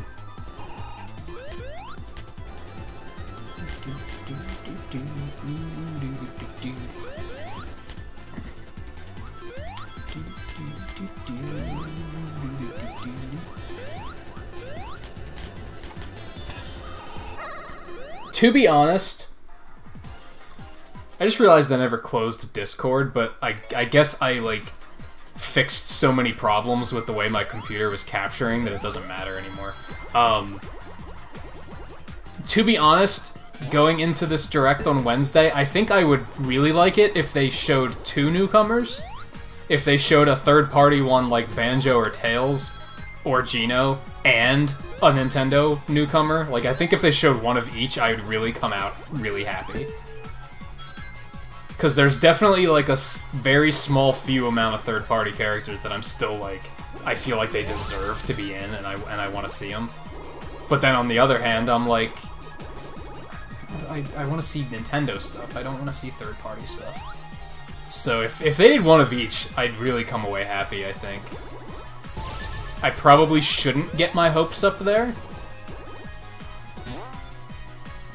But I'm kind of looking at it as, like, what could they really show us with this Direct, if that makes sense?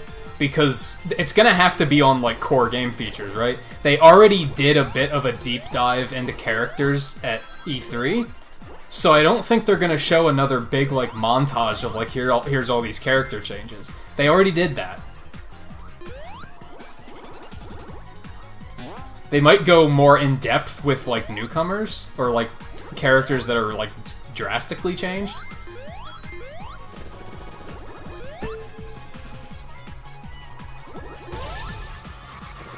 Nope. Hey, Eric, how's it going?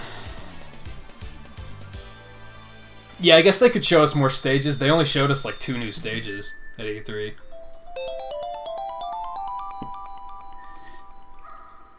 If even that. Yeah, there was 2. Yeah, despite the fact that people are, like... They talked about Smash at E3 too much, which I agree, they did. But they also didn't tell us a whole lot.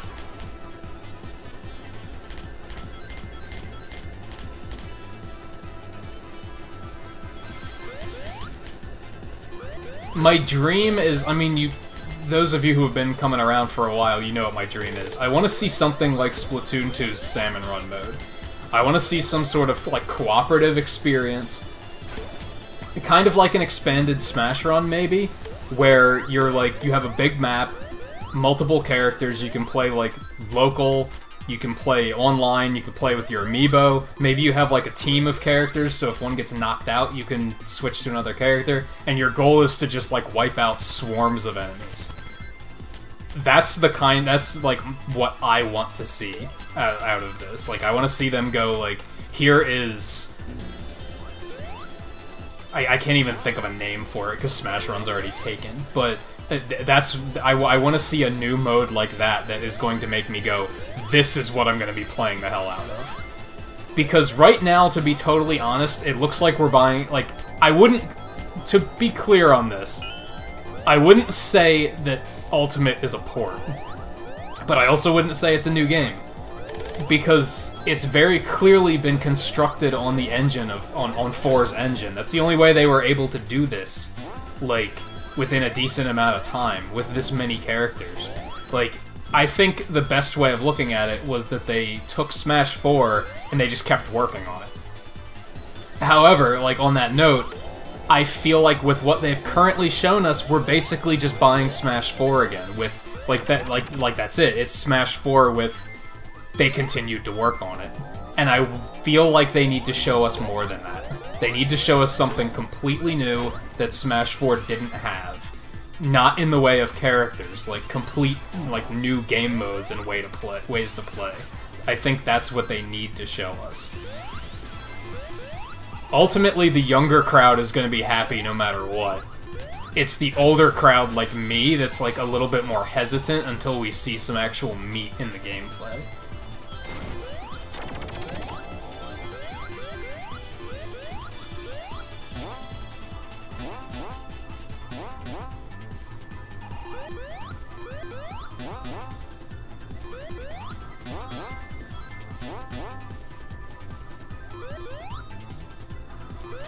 Cool. I found a thing. Smash Royale is, like, not an awful name, to be honest. And yeah, you guys know that, like...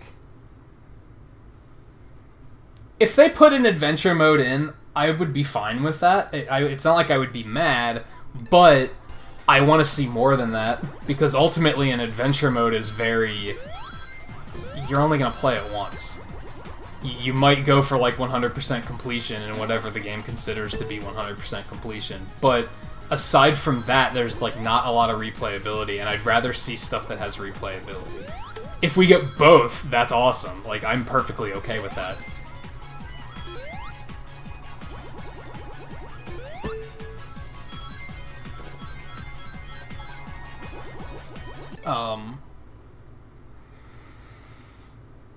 And yeah, Eric, I think that's a good way of putting it. I think Ultimate is kind of like, yeah, it's all of them put together. Like, I think they took Smash 4, they kept working on it, they kept tuning it. I think they confirmed that they've been working on Smash on Ultimate since they were still working on Smash 4 DLC. So I consider that all to basically be the same game. And then they just went back and said, well, what don't we have in here that's been in previous Smash games? Let's just bring it all back. Like, and since the Wii U was dying, they decided it was a better idea to release an Ultimate Edition like this instead of continuing DLC on Wii U. Which is smart, honestly. Because even if they were to even if they were to continue doing it on Wii U, all that would have really done was that would have encouraged people to stick with their 3DS instead of actually picking up a Switch, because they inevitably would have been doing the DLC on 3DS too. That would have been keeping the audience in the wrong place. This is actually encouraging people to pick up a Switch, which is what they need to be doing. They need to be shifting focus away from the 3DS. I saw an article this morning that basically said, like, every new and exciting game they put on 3DS is, like, a tremendous waste of time, because they could be putting it on the Switch at this point. And that's kind of how I feel, yeah.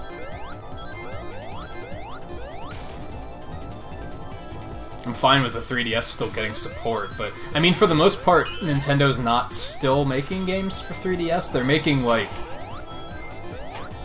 they're all like ports and such. Like they're not doing any big budget 3DS games, and I think that's really smart.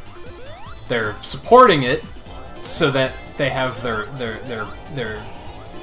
asses covered, but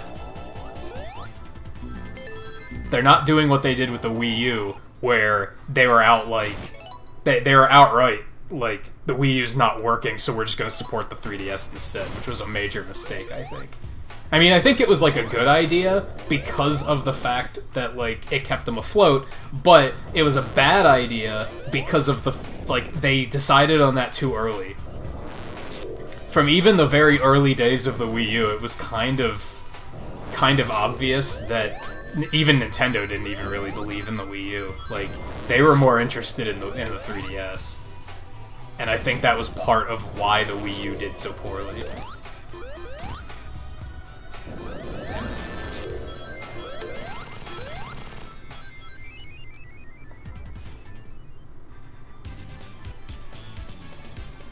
And I'm sorry to hear that, Cassidy. I don't really know what to do with myself when power goes out either.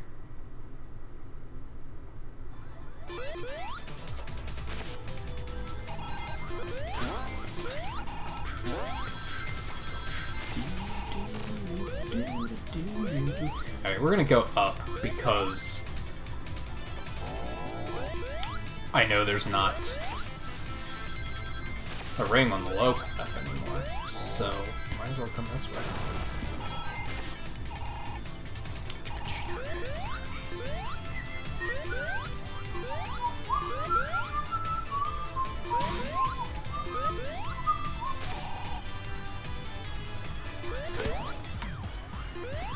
Well, Shockwave just betrayed me.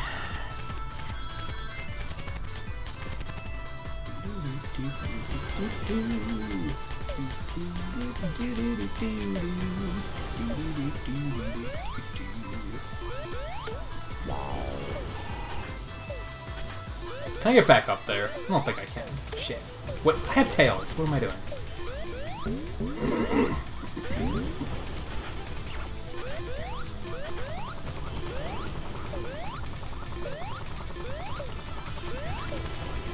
That's it?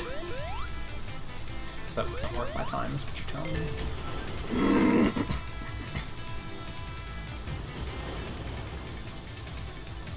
Alright, Eric, take it easy. Thanks for stopping in.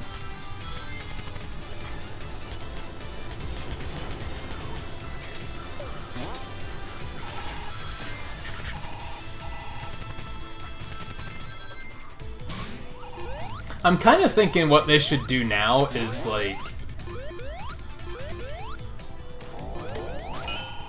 You always hear people talking about, like, oh, when they make the next version of the console. And I think that's an unhealthy... an unhealthy attitude to have. Because, like... That makes people just wait until the next one. Does that make sense? I saw the swap box, I wasn't thinking, and Mighty's Shockwave broke the swap box. Because I didn't actually land on the swap box. His Shockwave hit it.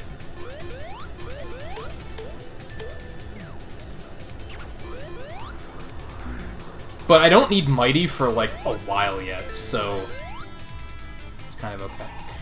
Anyway, I don't think it's I think it's an unhealthy attitude to have because it's gonna make people say, why should I buy a Switch then? I might as well just wait for the next Switch.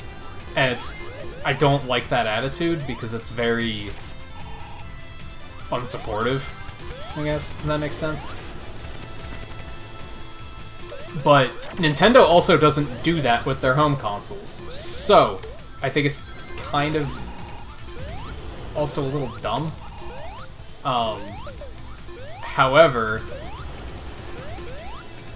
I think what maybe they should do is release 2 different Switch versions, where one is like permanently handheld and can't be docked, and then make one that's permanently docked and can't be handheld, to kind of cater to the two different audiences.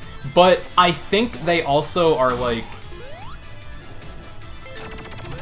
They're really into the fact that it's both right now. That's the selling point. So I think doing something like that would just kind of undermine the whole idea.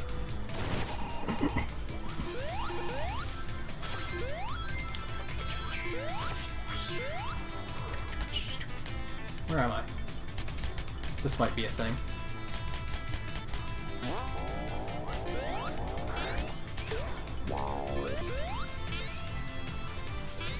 Oh, was there another one that I just completely missed? I might have just not seen it, to be honest. And yeah, I guess Ray is cool. I'm mostly obsessive about Mighty, specifically Mighty and Tails, just because they help me get to a lot of the rings that I know of. But again, I don't really need that until later. It's not really urgent at this particular moment.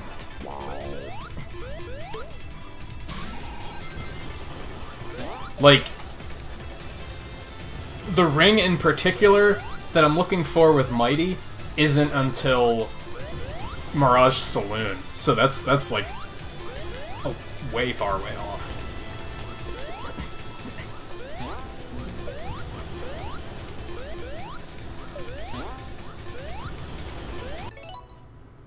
I do like using Ray's Glide, but it gets me into trouble a lot.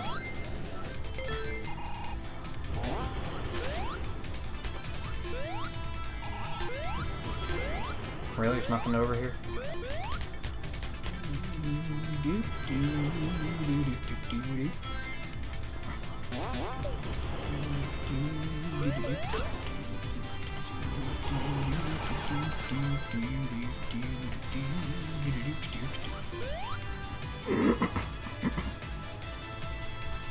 Yeah, like I said, if they were gonna add a Mario and Luigi character, it basically has to be Fawful.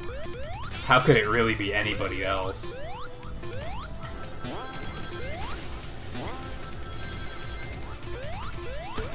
Why did I hit that? What is wrong with me?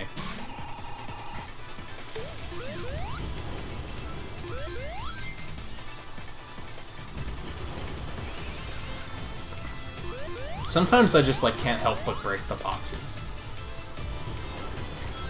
But even then, I don't think Fawful is very likely. And it's another case of, like, if they put him in even as an assist trophy, I'd be thrilled.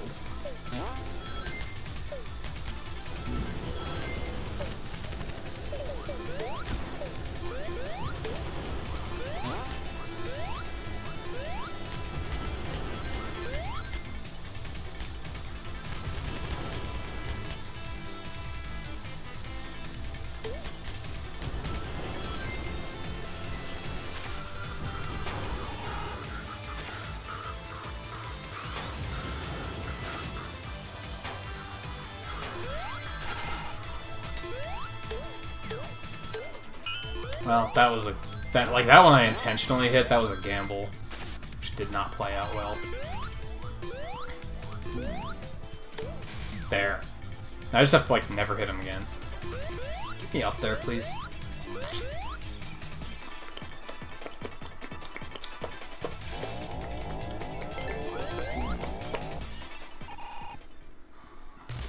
Especially because I am not a fan of Paper Mario, and there's a freaking Paper Mario stage. So that's kind of like... I mean, I guess that has a unique aesthetics, so that's why. Like, if I were to even think of, like...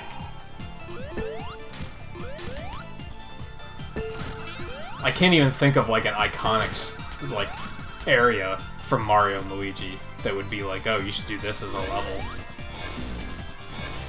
Guess you could do Luigi's Dreams or something.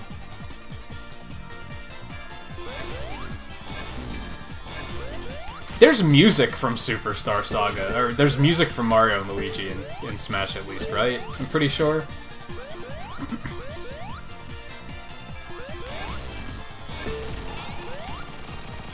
But music is kind of like the bare minimum they can do, in my opinion, so... It doesn't take any effort to throw music in there, you know? I mean, unless it's remixed, of course, but I'm pretty sure it's not remixed.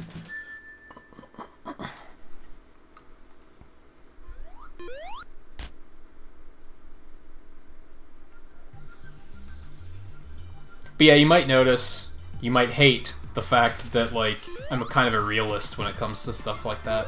Even if it's a character that I personally think would be really cool as a playable character, I'm like I think Fawful would be great, I just think it's incredibly unlikely. So I'm not really one to, like, entertain the idea, because I don't really want to, like, get my hopes up and be like, man, this would be awesome, and then just inevitably be like, but they didn't add him, so... Bummer. I blame being old. I think when I was younger, it was easier to get excited about the very idea of just, like, thinking about what if, whereas, like, now it's, like, it doesn't entertain me as much. Because I just relate it to, like, being disappointed. Nope. Not.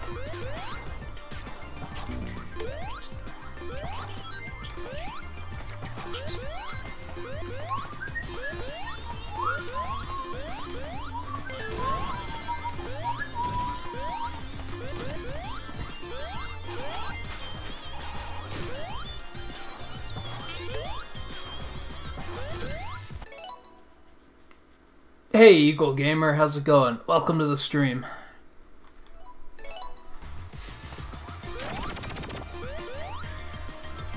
And NE Patriots 25, thank you for the subscription.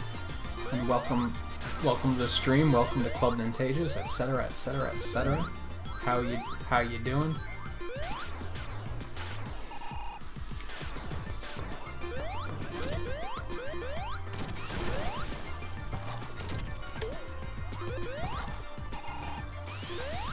We have an action-packed stream tonight of me sucking at special stages and venting about the educational system and me being a killjoy about Smash Brothers speculation.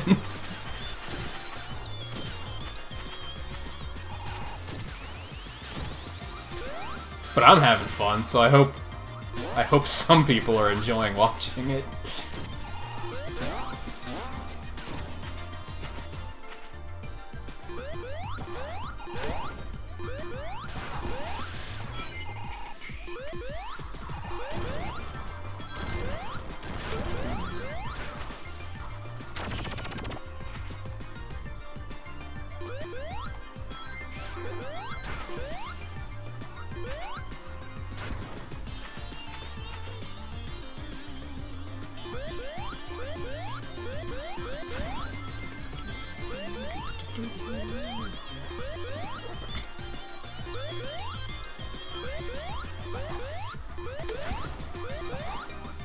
How did a rabbit just turn into a bear? Whatever. Probably happens a lot, and I just never catch it.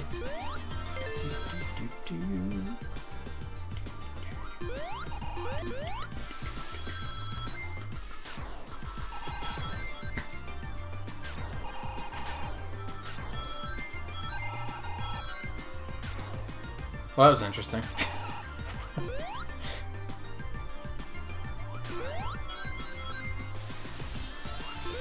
Worth a shot, though. There could have been something down there. On that note. No, no, no, no, no, no, no, no. No, no, no. We want to go up here. Oh, it's just springs. That's not fun.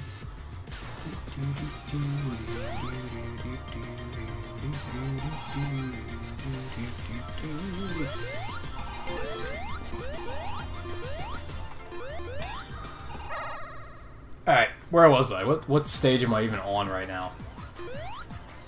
Miraculously, you guys have kept me talking, and I feel like I've actually been doing better on the special stages as a result, because I guess I'm not focused as much. I feel like that's not going to last very long, though, so... Because I'm kind of looking back and being like, How the hell do I even have 4 emeralds already? How did that happen? At this point, in my first playthrough, I only had 1 emerald. Not my first playthrough, but my first playthrough tonight. So I'm doing substantially better. Ranks.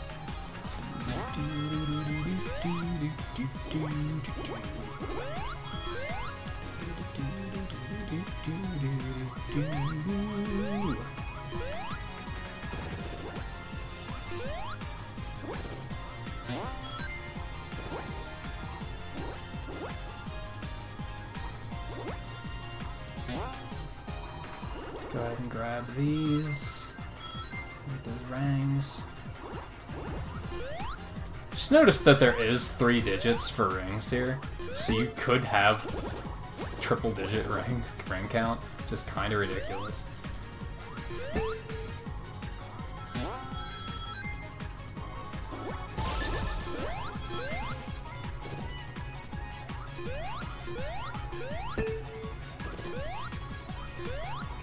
I feel like this is one I had a lot of trouble with, like, my first playthrough, but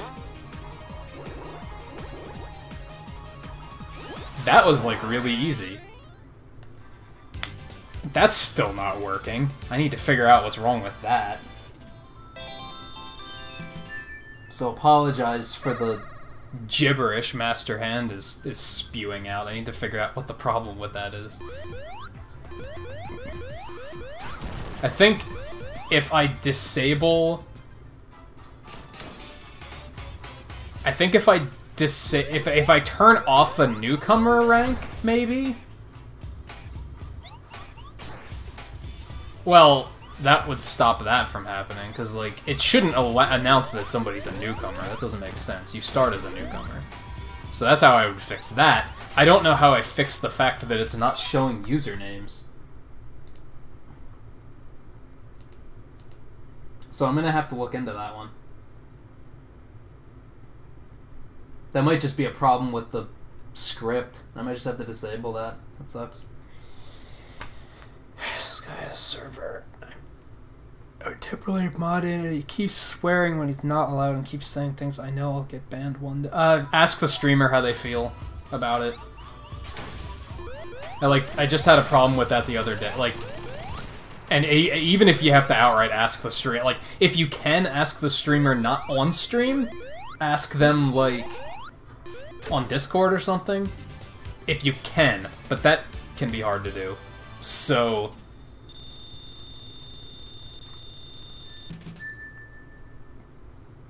But yeah, I guess I would ask the guy in charge what he should do. I mean, I do think if...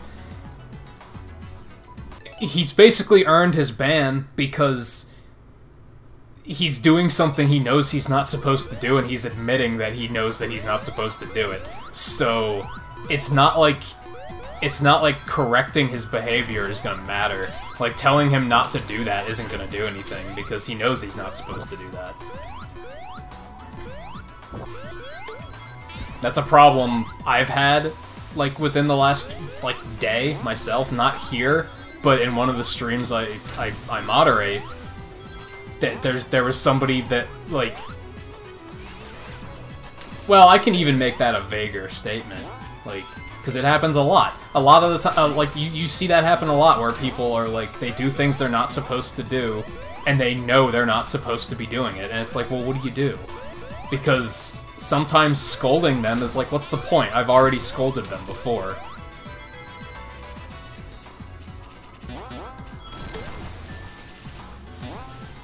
Happens with swearing, it happens with even edgier things than swearing.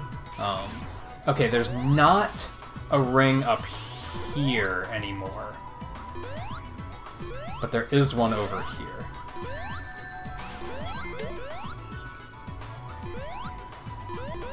I'm gonna pause for a moment before I... yeah, it happens with swearing, it happens with, like...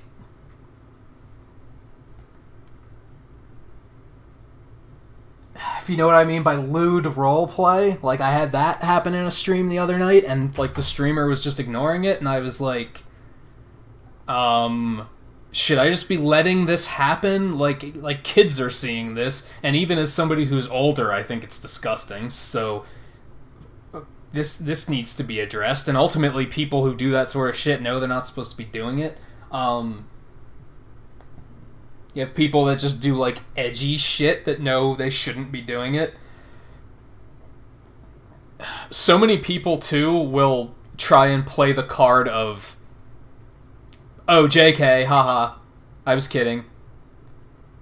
And it's like, if you have to immediately follow something up with, oh, JK, to make sure that nobody gets pissed at you, don't say it.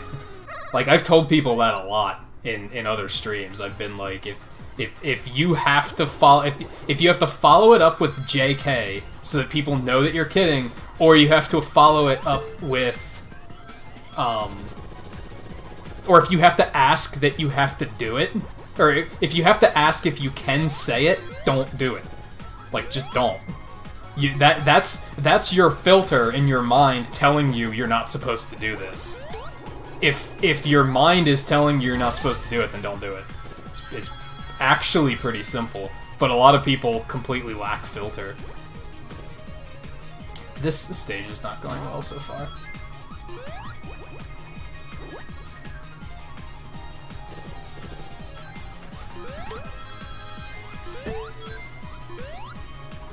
Also, I just realized that this is not the last stage. For a second, I thought it was.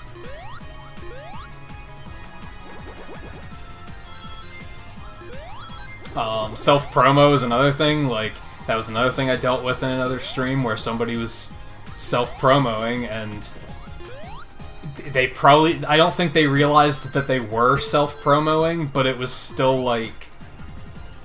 They've been told about it so many times before that they should have known by now. And that becomes, what do you do? Like, what do you do about it? Do you just sigh and say, fine, do it, whatever, because you know they're gonna keep doing it anyway? Do you reprimand them to the point of, like, threatening timeouts and bans? That's tricky when it comes to, like, another problem I've had is, what do you do when it's a regular viewer that's not getting the picture? Or worse, a sponsor that is, like, abusing the fact that, and thinking that he bought immunity. Like, then what do you do? Modding's not fun. Honestly. I forget what stream I was in where somebody said, I don't understand why people want to be mod, it doesn't sound like fun, and I was like, honestly, sometimes I don't even want to come to a stream because I have to moderate it. Like, it's not fun. It makes me not want to be in the stream sometimes. And yay! That's 6 emeralds. I'm doing so much better now. Hey, gotta go fast, how's it going? Welcome to the stream.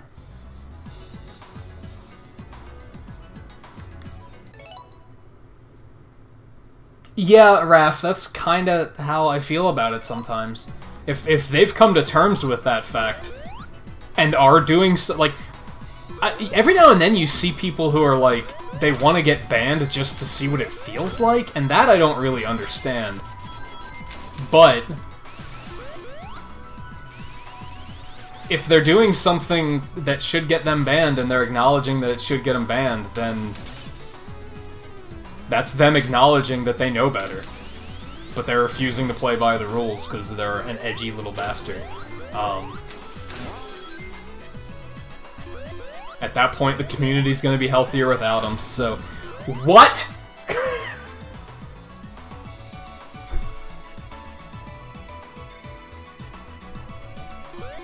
Hashtag got Sonic.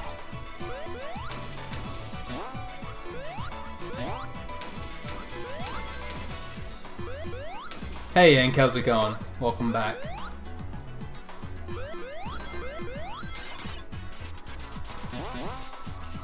Great, now I have to get Mighty back again.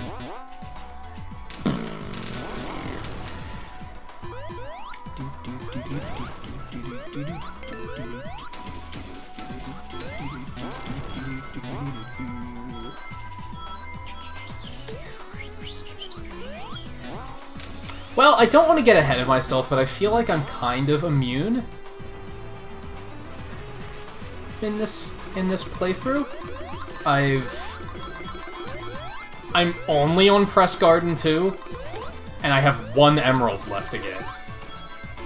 I definitely know where enough rings are. I don't think this is going to be a problem. I think I've got this under control. Except for when I do stupid shit like that. That's why I don't like raised gliding. I get myself in trouble a lot. I just glide directly into danger.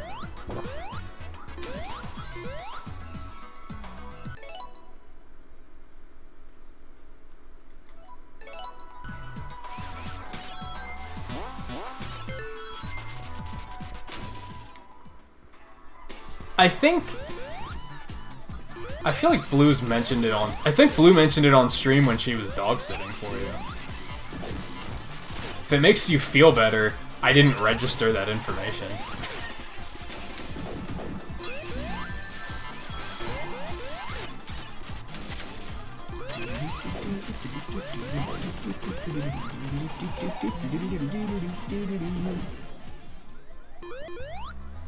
Yeah, but Blue, if you're both watching, then I get twice as many viewers.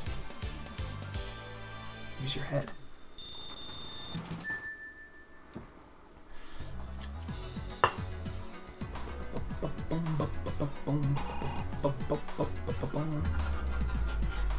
And I wouldn't consider that like fake bloat because you are 2 people. Even though you could be watching on just 1 account. Then only one of you can chat, for example.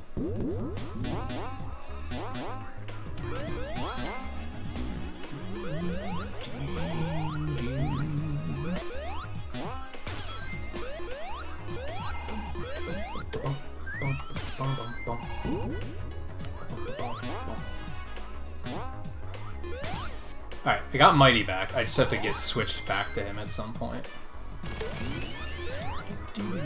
Why did I do that?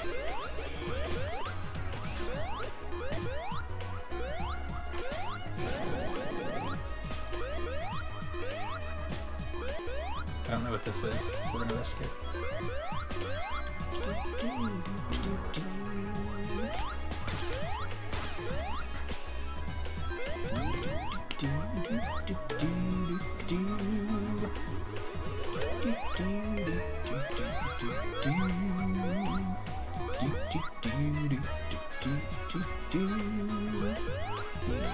Also, you might not like this either, Blue, but if I switch to this concept of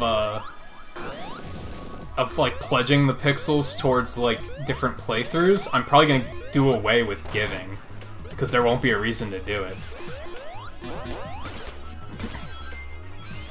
Because you would just be giving pixels to somebody to give them to me, you know? Oops.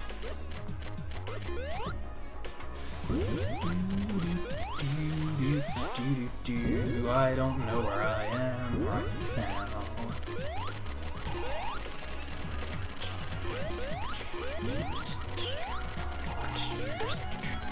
And, gotta go fast. Thank you for that subscription, by the way. I was in the middle of something, so I missed it, but I gotta try and do better about staying on top of that stuff.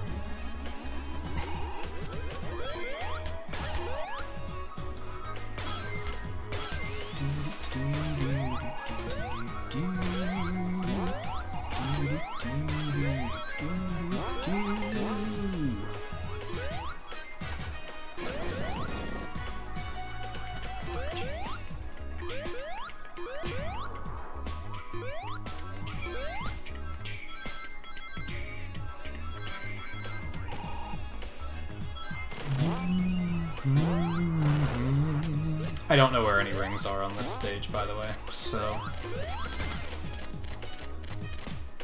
I've only ever found, like, 1 ring in normal Mania mode of this stage, and I've never been able to find it a second time, for some reason. Blue, I'm not hugging my camera.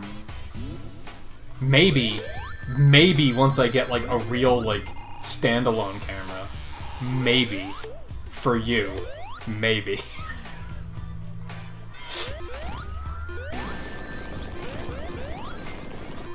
And Funk's back, and I jumped into damage because of it. Good work.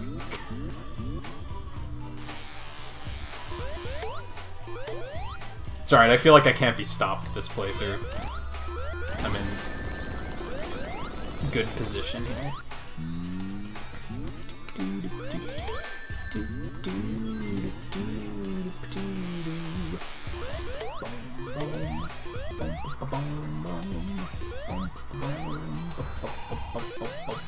Well, that was interesting. What took him so long?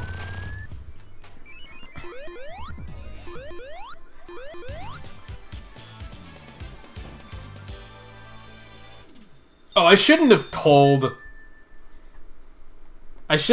Blue that I might disable the give command, and then I could have changed it. I could have changed it to, like, a new command that, like, only she could use, and when she used it, it would just say something like, Blueberry's so generous, she's the best bet. Like, just total flattery that would have just pissed her off. Would have just been like, you can't give pixels anymore, but Blue's still trying to give you pixels because she's just that great of a person. And she would have been like, damn it, Kexen. Oh well. Lost opportunity.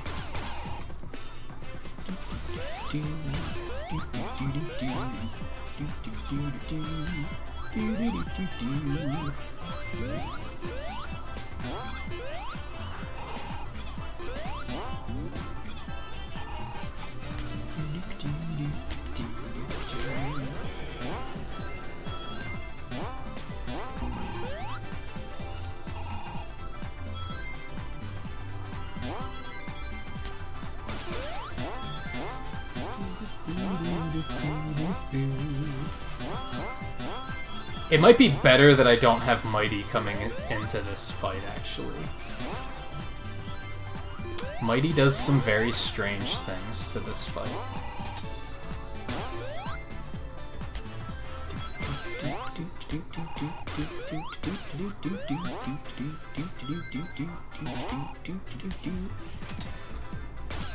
We do not need a slap action, trust me.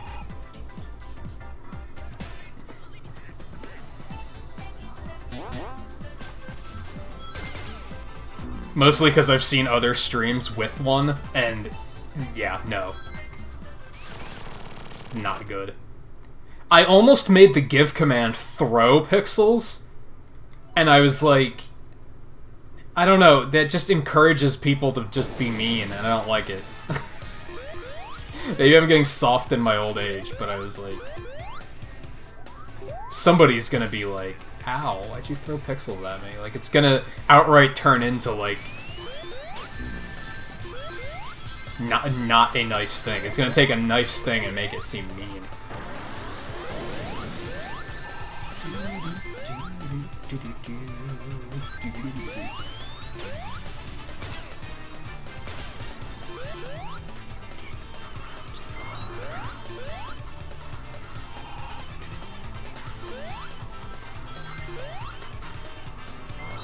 You son of a bitch, go away.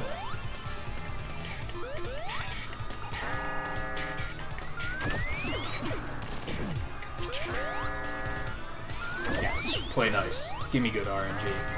Thank you! Love it. Love it when he plays nice.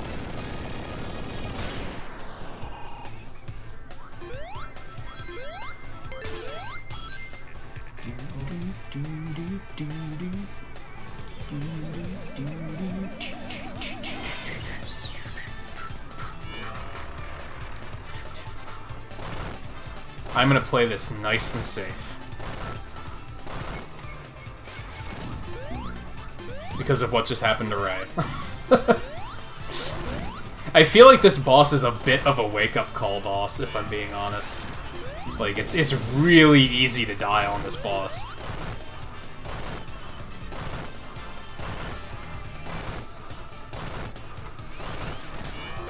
because of that pit back there, and because of like this boss has the same thing I was complaining about with the first boss in the game. Not the first boss, but like the Act 2 boss of Green Hill Zone, where when you hit it, it like gives you it ejects you out in like a certain way, and you kind of like get stuck behind him, and then it's just inevitable that you're gonna fall into that pit.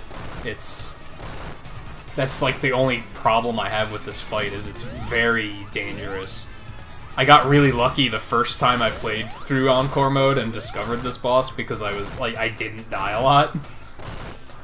But especially with Mighty. Mighty has really weird mechanics that cause him to get stuck behind, like, in the boss. And he just bounces around back there until he gets ejected into the pit and dies. Like, it's very bad. When I was playing Mania mode, when I was doing a Mania mode clear as Mighty, I lost, like, 20 lives to this boss. Until I figured out this spin dash technique. Because I kept going in and, like, trying to manually jump on him, and it just wasn't working. It was going horribly wrong every time. But that way is, like, nice and safe. I only got hit, like, once. Sure, Ray died, like, 5 times, but I'll take it.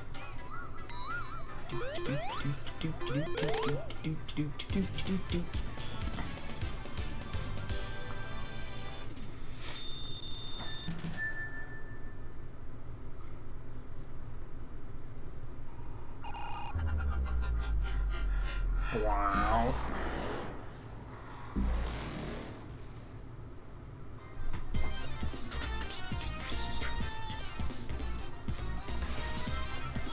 Otherwise, fabulous boss. So, I've been talking about, like, trying to give games a rating after I play them on streams, that I can be like, oh, I give this game a however much out of 10. Just to, like, give people an idea of, like, just how I feel about it. And I've been working on, like, the preliminary list there, mostly trying to figure out, like, what am I looking for in a game when I give it a 10, or when I give it a 9, or an 8, or etc, etc, etc. Anyway, long story short is, I give Mania Plus one higher rating than Mania because of that boss. Because that boss was such a, like, game design nightmare in the original version of the game. This one is so much better that it just outright makes the whole game better for me. Because that was one of the things I hated about Sonic Mania, where I was like, it's not perfect. Like, that's why I was still like, no, I like Sonic 3 more, because 1, the Metal Sonic fight is awful, and 2, Titanic Monarch is an absolutely terrible stage in pretty much every way. They didn't fix Titanic Monarch, sadly. If anything, I think they might have made it worse in a few ways. But at least they fixed that fight, and that made a big difference. So I believe I gave Mania Plus a 9 and Mania a 10.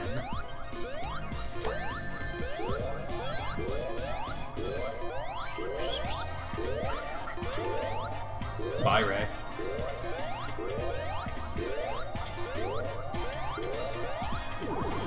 Which, I do think I still enjoy 3 more. I think I give Sonic 3 a 10.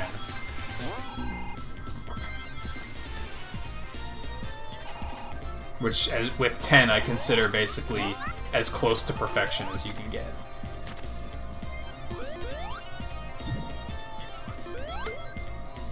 Nine is like, really loved it, but if I play it again, I might notice that it's actually flawed in a few places. 8 was like, I loved it, but there's a few parts that I don't want to ever have to do again.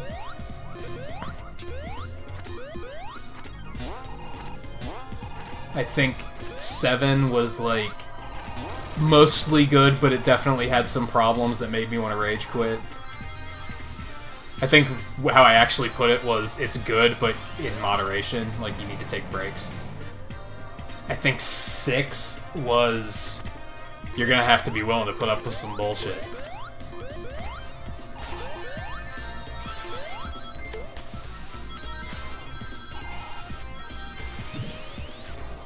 And then 5 was like, you're really starting to question what it is you're doing with your life.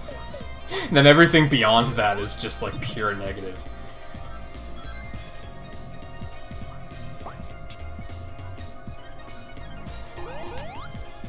But I definitely wanted to like clearly define it for myself.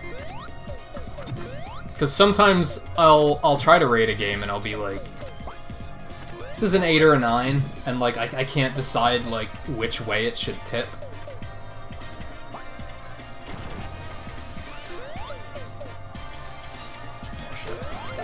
Cool, I got Mighty. That's exactly what I wanted.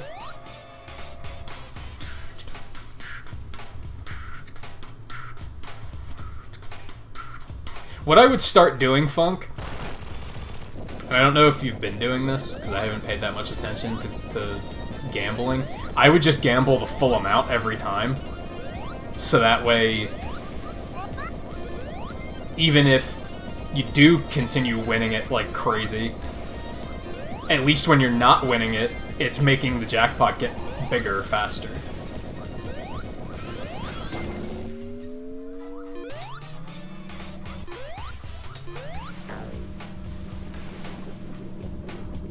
Whereas, like, sure, if you're rolling a 1, you have the highest chance of, like, winning, like, coming out on top, but it's not gonna make the jackpot grow, like, at all.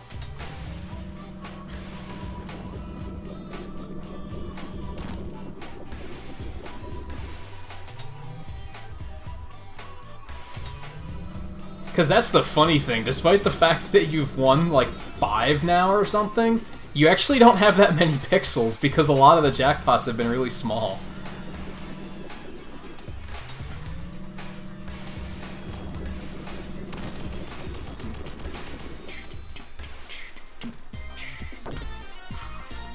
I mean, like I said, if I switch to this system of, oh, you just generate pixels by being here in chat, you get them when I give them away for, like, being here early, or when a raid happens, or like milestones and stuff like that.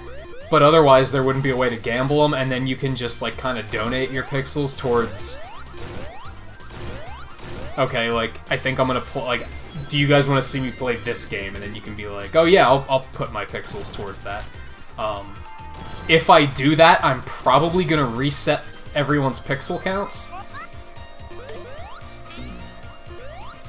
Because otherwise, the first goal could be met in, like, a day.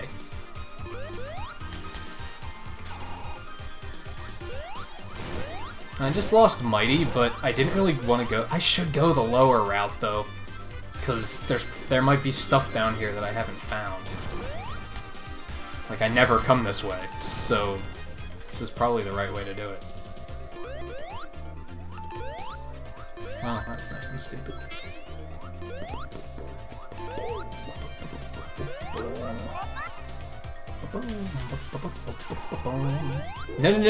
No. I want to go back up.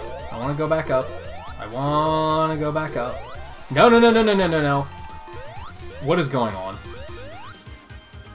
Oh my goodness. Whatever. I wanted to explore. I am drowning and didn't even notice. Shit. Why did they have to take the music out?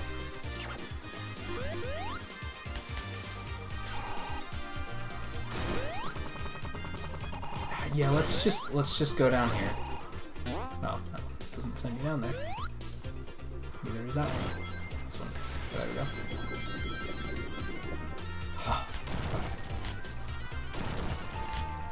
Anyway, where was I? Yeah, if I decide to switch to this system, I will... Oh my god.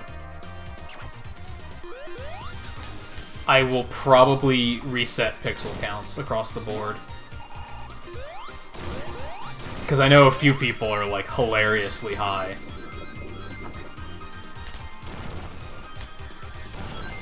Because, like, I've used the example of, oh, if you guys pledge 50,000 pixels, I'll play Mario 3. And 50,000 pixels, you guys could meet that in, like, an hour. Because a bunch of you have enough pixels to make it happen. So that's not necessarily productive. Unless I make a few goals for you to just waste your pixels on. Whatever. Whatever.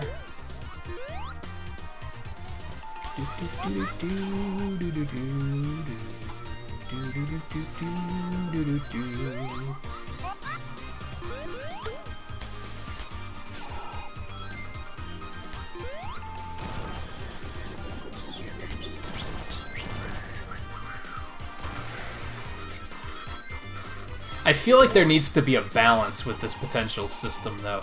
I have to create something else to use pixels on so that it's a choice. So that you're not generating pixels just to only use them for one use. You know what I mean? I mean, I guess people could say, well, I'm not really interested in seeing that game, so I'll wait to fund the next one.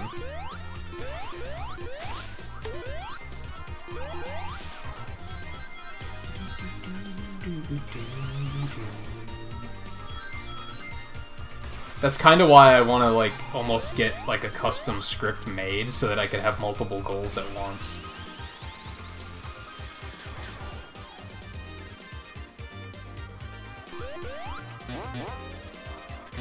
Yeah, I don't even remember the backstory of Bestberry.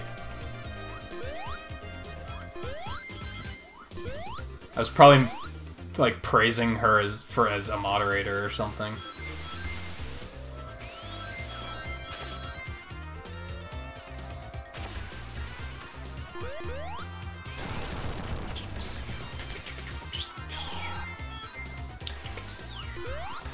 That was interesting.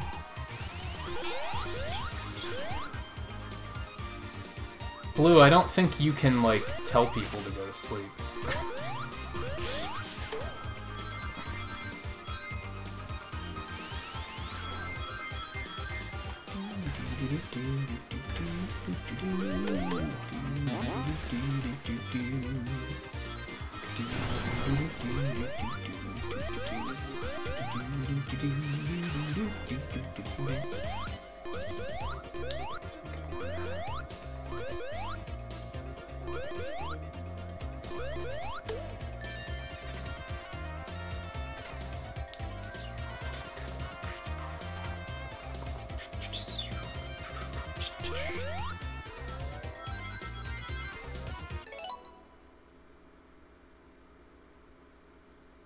Is that when it came about?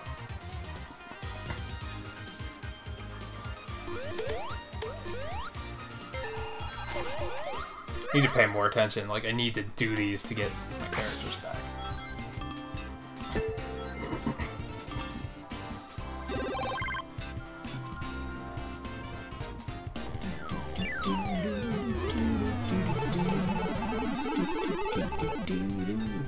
Douche. Well, got Knuckles back. It's a start.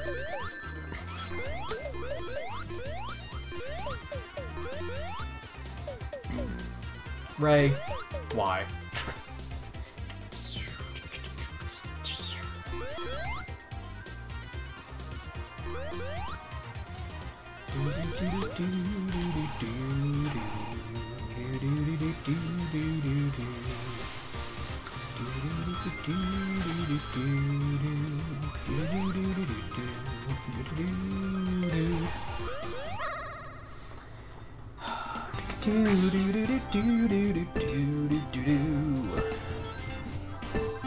Get up there, please.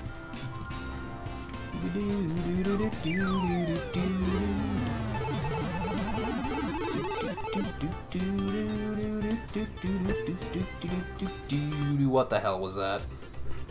That made it look like I was intentionally not trying to not get tails.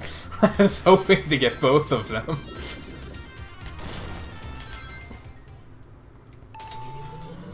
Where were you, Blue, when I was saying that they should put Tails in Smash?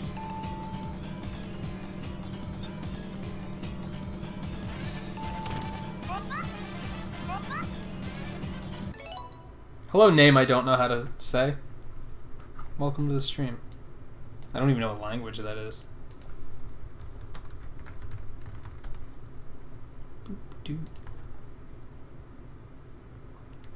Even popping that into a translator, I'm not even going to try to pronounce that because I'm probably going to mess it up.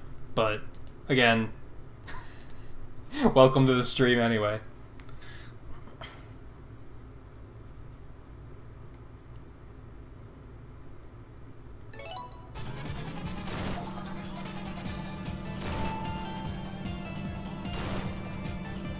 Well, that was pretty stupid.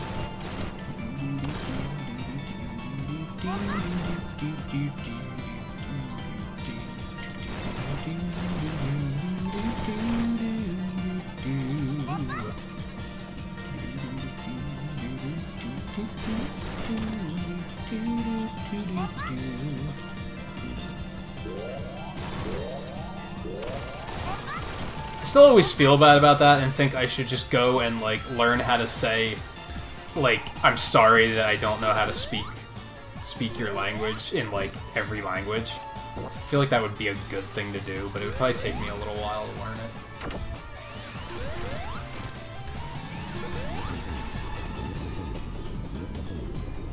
it. Like, even just that one phrase in, like, the most commonly used languages. Just so I can at least say that, because, like, I don't want people to think that they're not welcome because of that. They definitely are, it's just... can't communicate.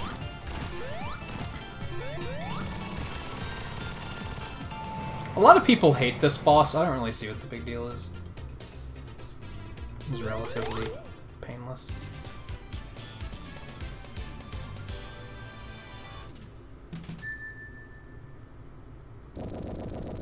Blue, what? That made my chat freak out for a second.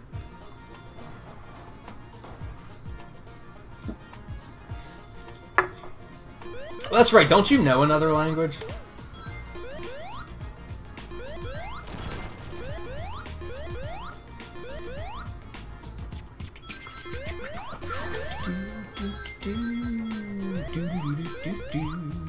Yeah, Polish, that's it.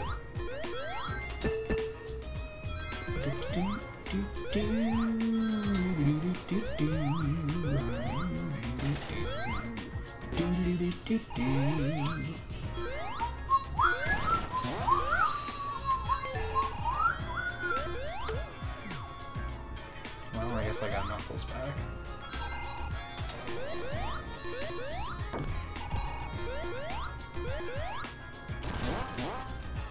Oh, I didn't know Ink was the one teaching you Polish. That's neat. So I never even had any friends that knew other languages.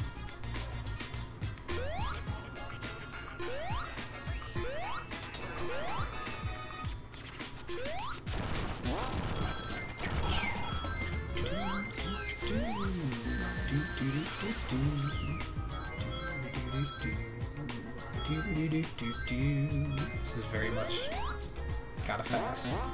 So what is it that you're saying? And how the hell do you pronounce that? Because now you're just making me curious.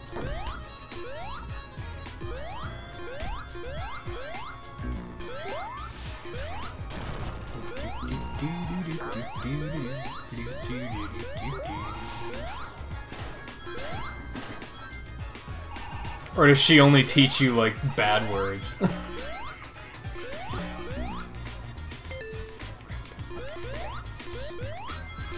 Enough rays.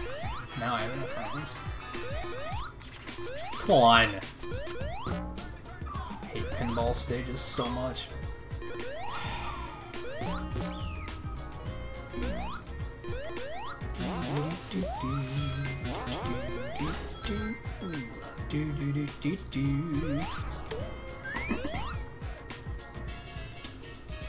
Is shut up people?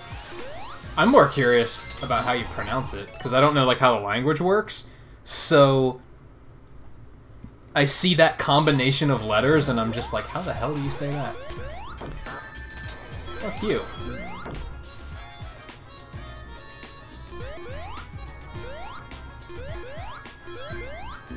Well.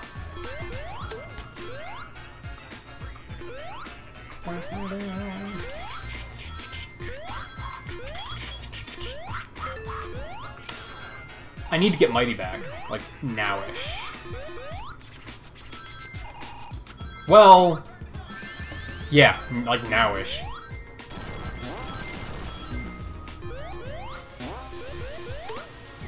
Nah.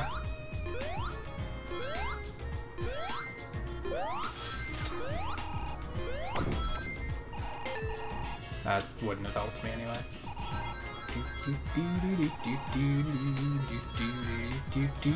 I guess I don't need to. It's not like this is my last big ring opportunity.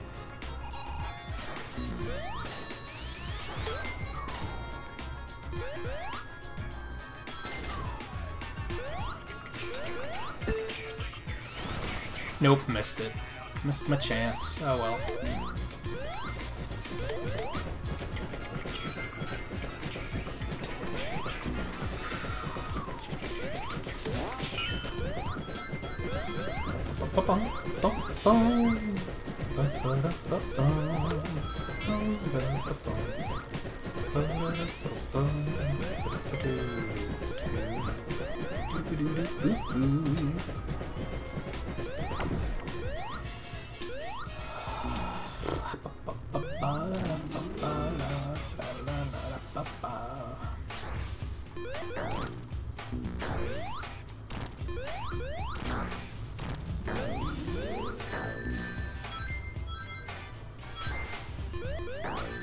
Well, I was just plain stupid.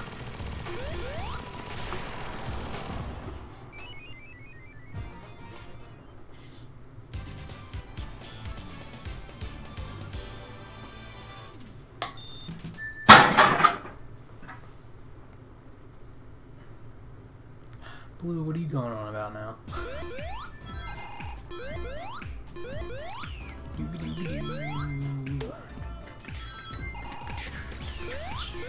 I don't think I know where any rings are in this act, so...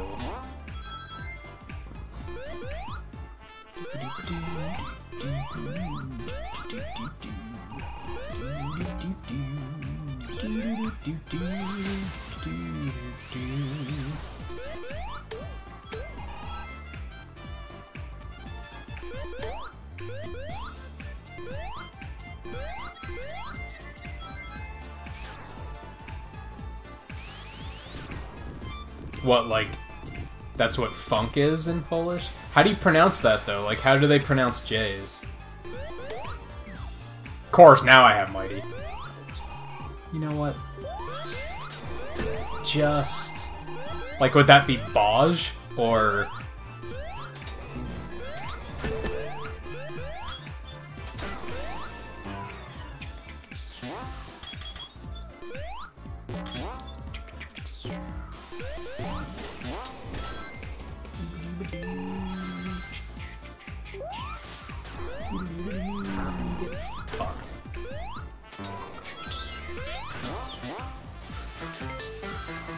Whoa.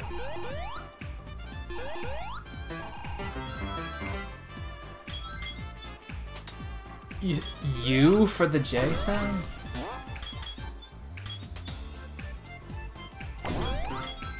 So, Boyu?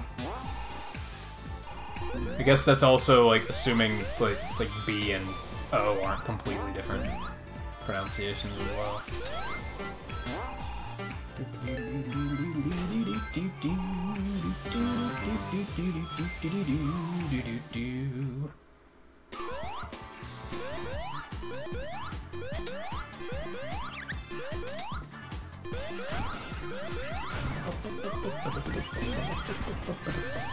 Seriously?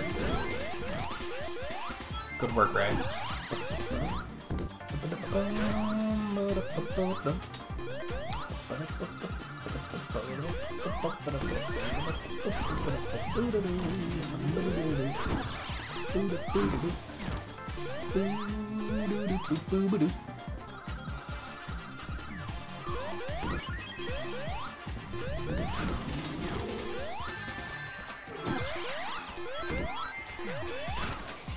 Oh my god, die already. This guy takes a few too many hits, in my opinion. Especially since he has obnoxious invulnerability frames all over the place. So landing a bunch of hits is really annoying.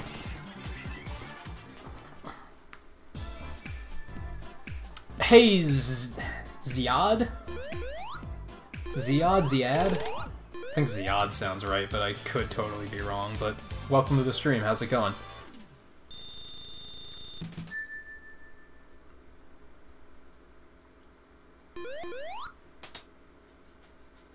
I don't think I know where any rings are in Oil Ocean either, so at this point, this is a pretty straightforward playthrough until I get to Lava Reef.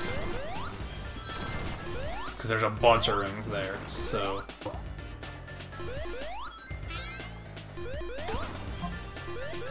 Hey Coulter, how's it going? And how is your cake?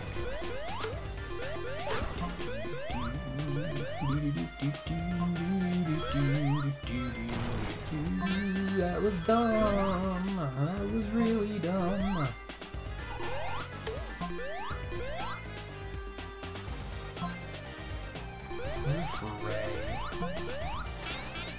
God damn it.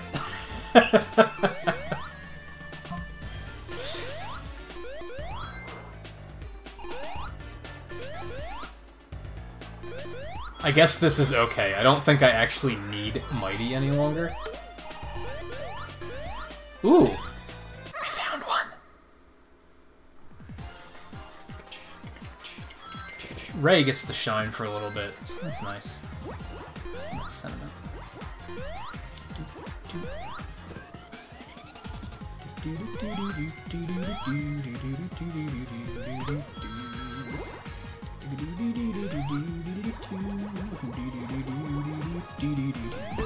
I will catch up with chat again once I finish this stage.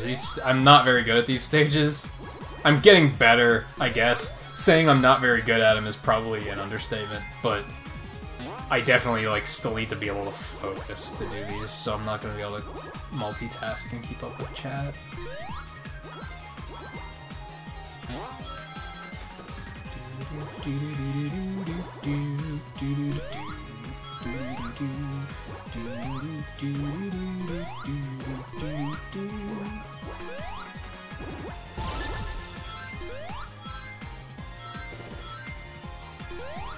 I have to remember which the faster routes are here. It's not this way, I don't think. But it's a good ring stash, so...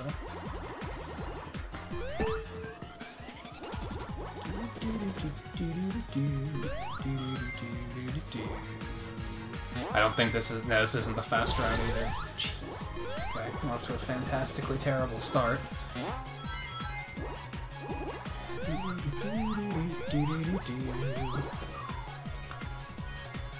I was actively pressing jump. You can hear me pressing jump.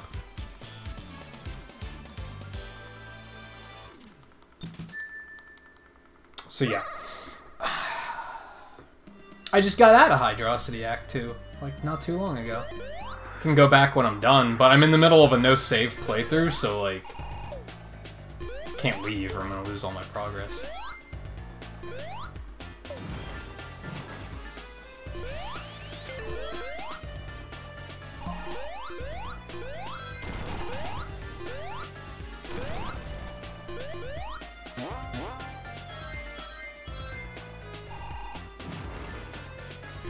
What's the point of that? I really hate this stage. This is where, exploration goes to die, because you can explore and the game just constantly spits you back where you just were. And it's so what was the point of that?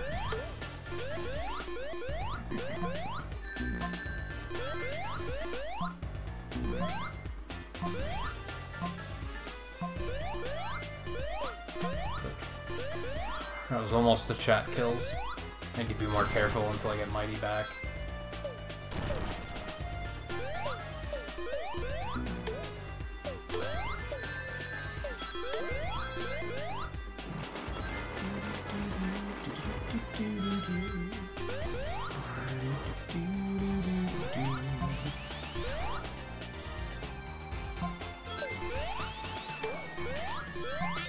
Well, you're making me hungry. Thanks for that.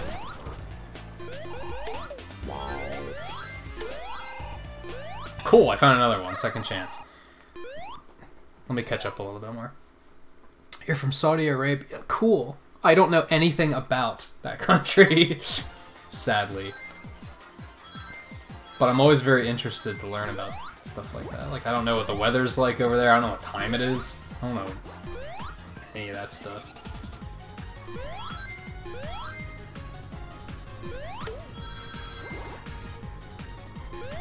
I think one of my, like, long-term dreams is I think it would be cool to have enough money that I could just, like, travel to random places like that. Just be like... Find somebody that's bilingual and has a lot of time on their hands and just say, just teach me.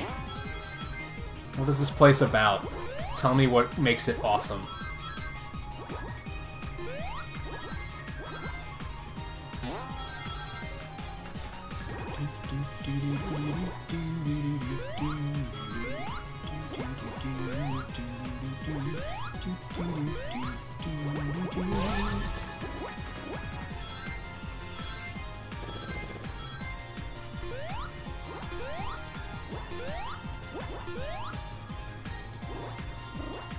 I keep mixing up the routes of this stage. I need to get my shit straight. It's right first, and then it's left.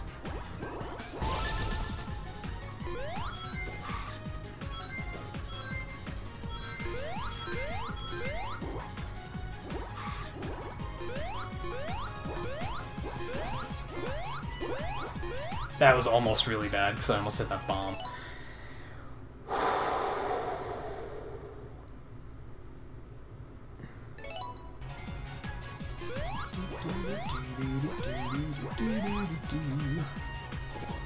Right, because that's more of a straight shot.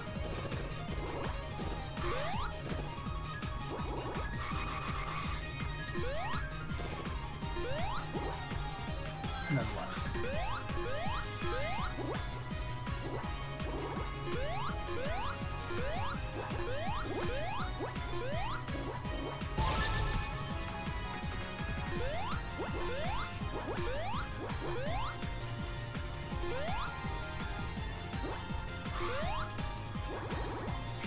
Gotcha.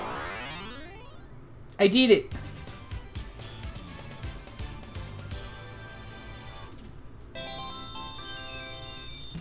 Oh, you picked up Rocket League? Nice.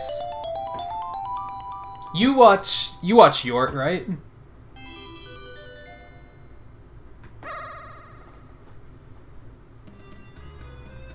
Sadly, he's the only person I know that plays Rocket League, but...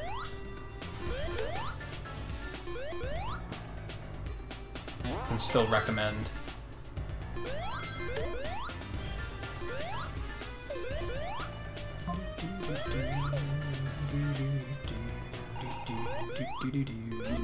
So I've basically won.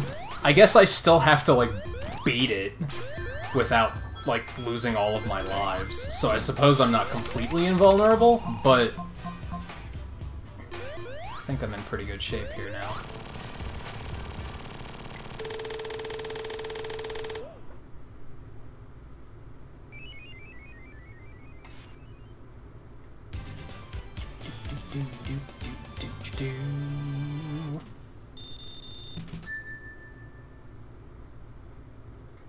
I want to feel like... I don't know if he's streaming tonight, but I feel like it might be Rocket League if he's streaming tonight.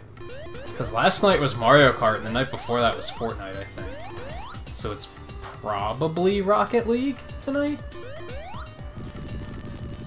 I don't know if he, like, alternates, or if he just does whatever he wants, whatever he feels like. Not sure if he even schedules stuff in advance anymore.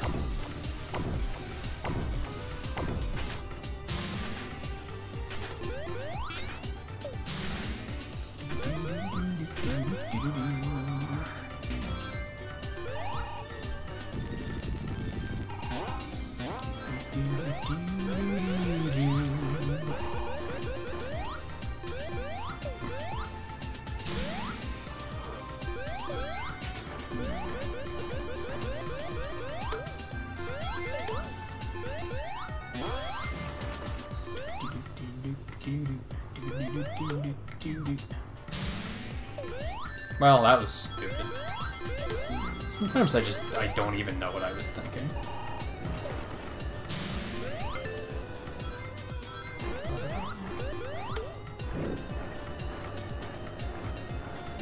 Oh, he might be off tonight then.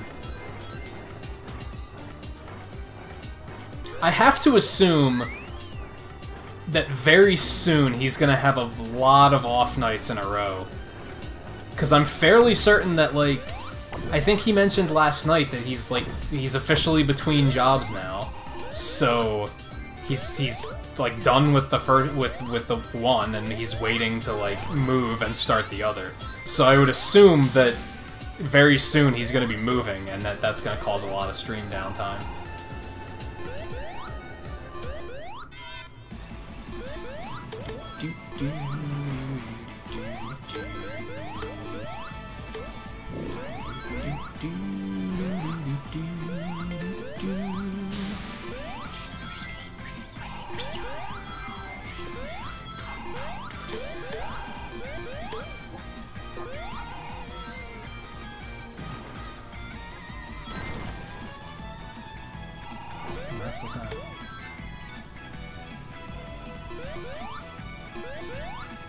But I also know that he's, like, very eager to get set up in his new place and continue streaming, so I don't think there's going to be too much of a downtime.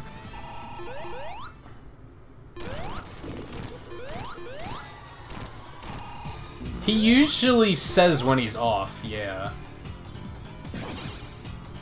Unless it's, like, a last-minute thing. Good work, Rat.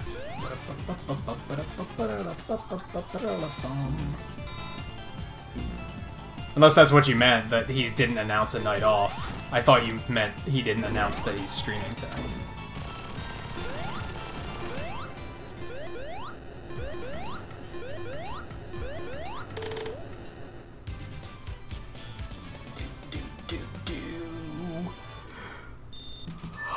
Okay.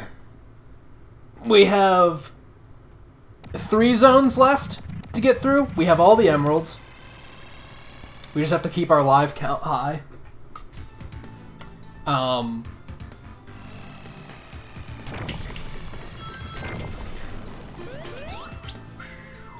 Before we get started in Lava Reef, though, I'm going to take a really quick break. Go use the bathroom, get a fresh drink, all that good stuff. You guys know how I do it for the most part. And then we're going to finish this up. Probably be about another half an hour to 45 minutes. We'll probably end around 1 o'clock tonight, if I had to guess. So yeah, don't go anywhere, and I will be right back. And hopefully nothing horribly awry. Like, hopefully nothing goes horribly awry.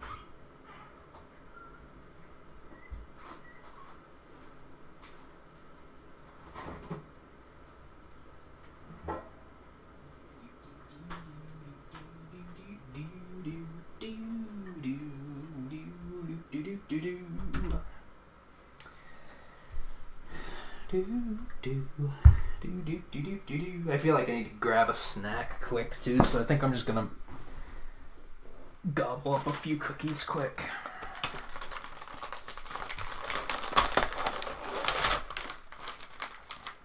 All right, Coulter, did you start Odyssey already, or are you only just now starting it?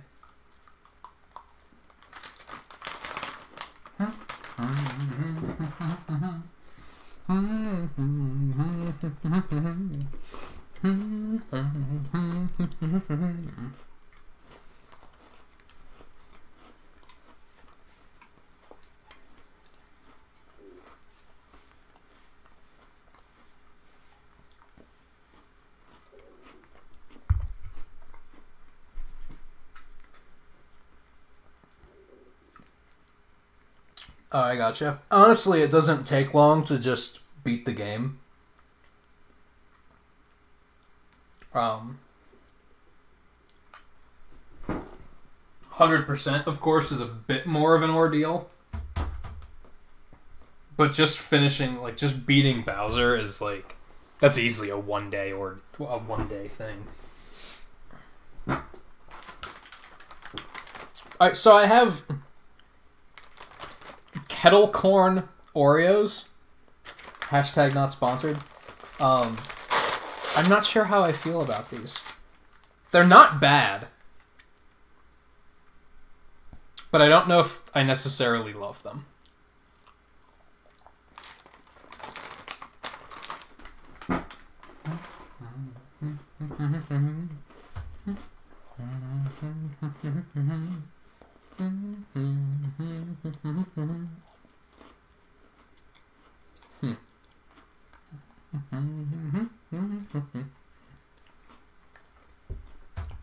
Okay. Probably open my drink first.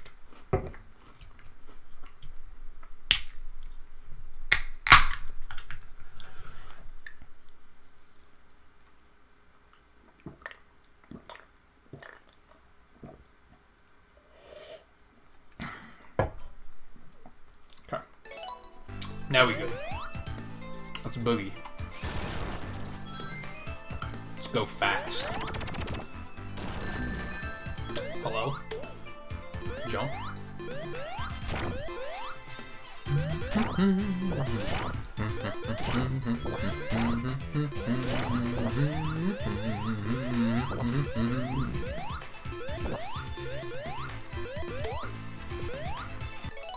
Oh yeah. I had a friend request for some reason. Where the hell did I get a friend request from? Somebody from Paladins. It's a pretty delayed reaction there, buddy. I haven't played Paladins since last night.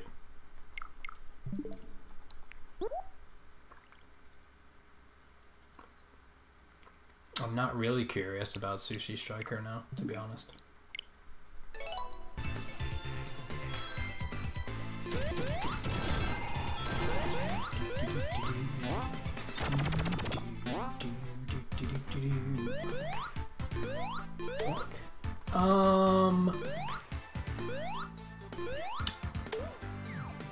Cool. That's exactly what I wanted, actually.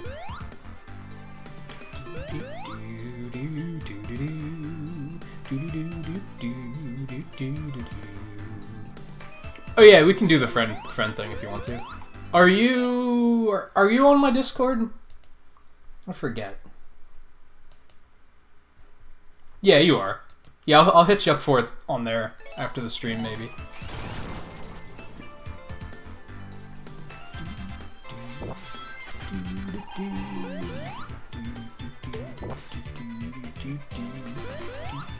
Get up there. All I want to do is break the thing. It's not even a shield in Encore mode, it's just rings. Ring, ring, ring.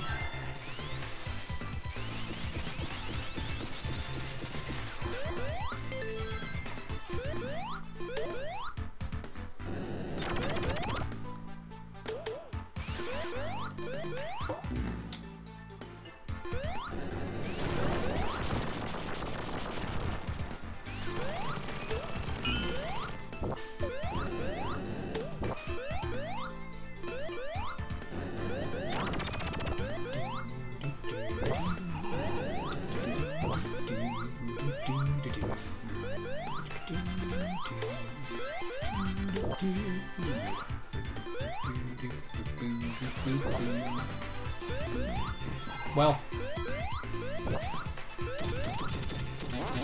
I feel like I should try to stockpile some more rings before I just say screw it and go super. Maybe not a big concern, because... Hello? How did that do damage to me?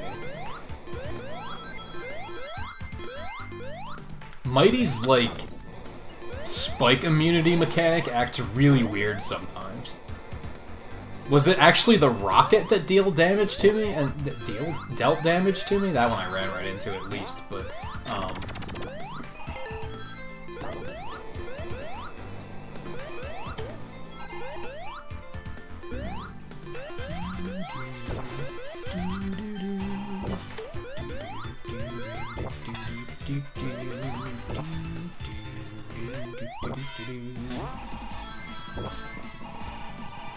So I think I want to do a... I don't know what I'm gonna call it. They released some codes for this game that do some pretty interesting things in Mania mode. I think I want to do a playthrough of that at some point too. Maybe that might be part of like a random Switch game stream or something. Like I could do a bunch of different things. But they have one that actually turns off the super music, so you can actually continue listening to the stage music. The really cool one is that there's one that lets you fly when you're in super form. Like the flight you can do during the final boss in Mania mode with Supersonic. Like you can just do that at any time, which is just fun. Let's wait for Tails, because we do have...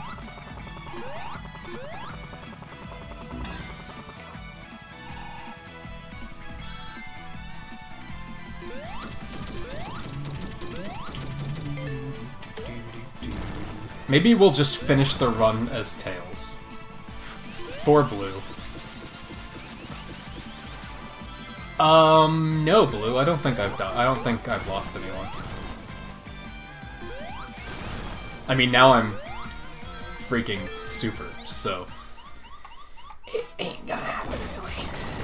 I like how...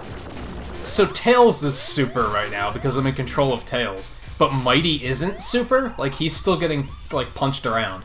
But if I switch characters, then Mighty is super. But Tails isn't. Just gonna point that out, leave that out on the table for everyone to think about. Hey, 7 Degrees, how's it going?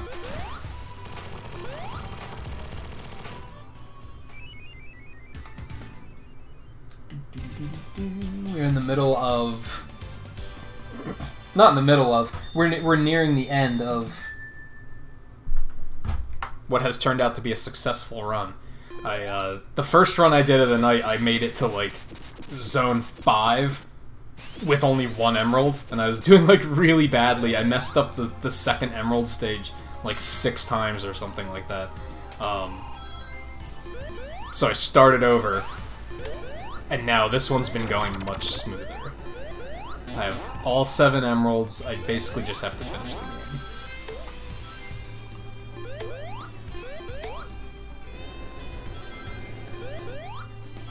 And then I can consider this, like, party trick status.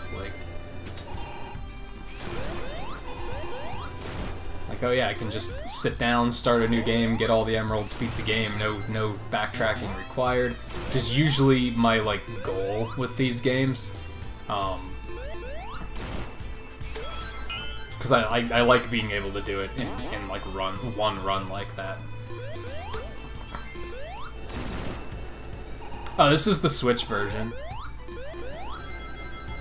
Typically, everything I'm going to be playing is going to be Switch.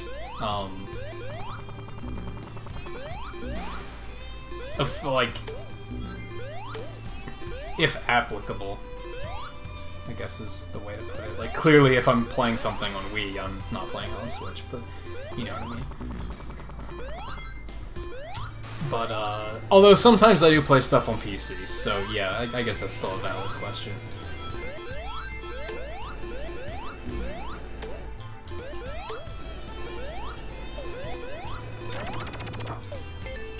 Switch back to mighty here, I think.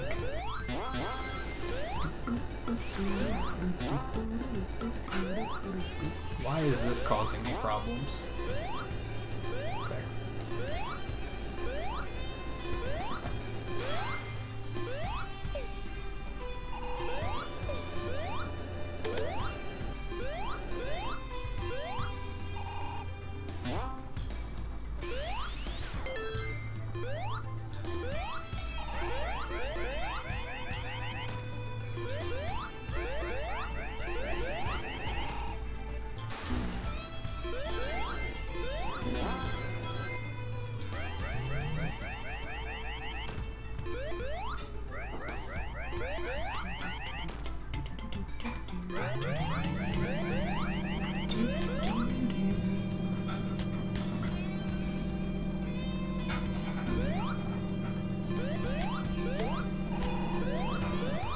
That's almost terrible. That was still almost terrible, but I made it.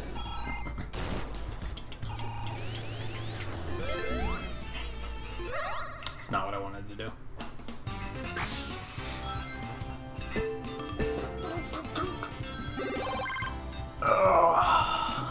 Let's get like a shield. Nice.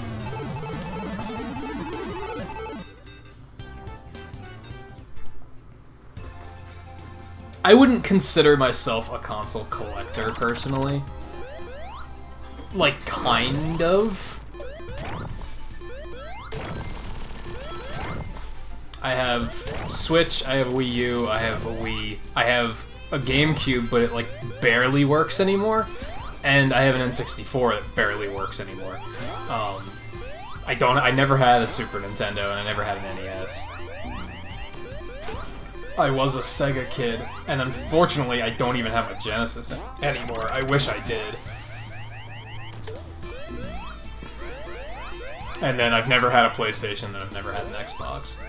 On top of that, I do have an original DS, I have a DS Lite, I have a 3DS, but that stuff typically, like, isn't streamed.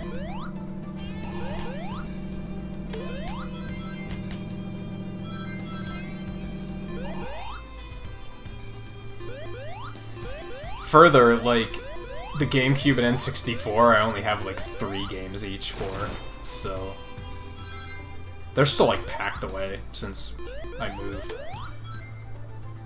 If I ever put together some sort of like display behind me, like if I put like shelves back here or something to put like my amiibo and stuff on, I'd probably bust the N64 and the GameCube out and put them on there on display.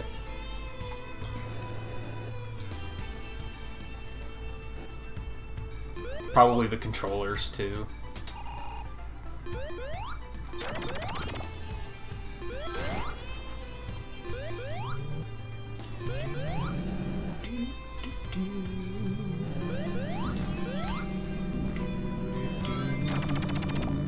Whoops. Hey, Spaghetti, how's it going?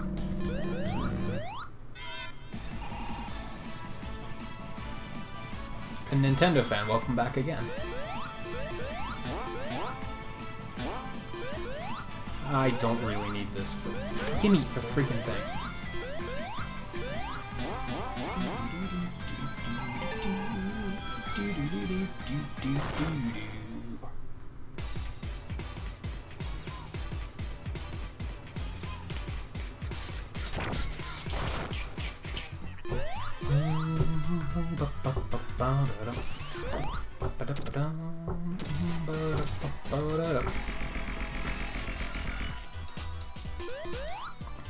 Spaghetti, I think I saw you in someone else's stream last night playing Mario Kart. Or at least you were at one point, because I think they were running a tournament, so you might not have actively been there at the time. They were showing the tournament ratings, and I was like, Spaghetti, I know that guy. I think it was in Yort's streams, but I think Lunar raided him. So maybe you were playing with him after that? Because I actually don't watch Lunar.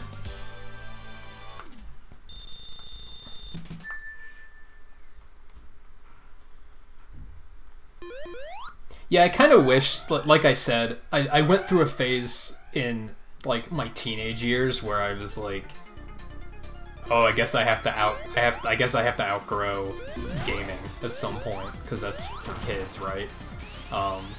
And I traded in a lot of the old stuff I had, and I really regret doing it now, because now I look back and I'm like, God, what was I thinking? That only lasted me, like, a year or two. And then I was like, no, that's dumb. I'm never gonna give up gaming, because it's awesome.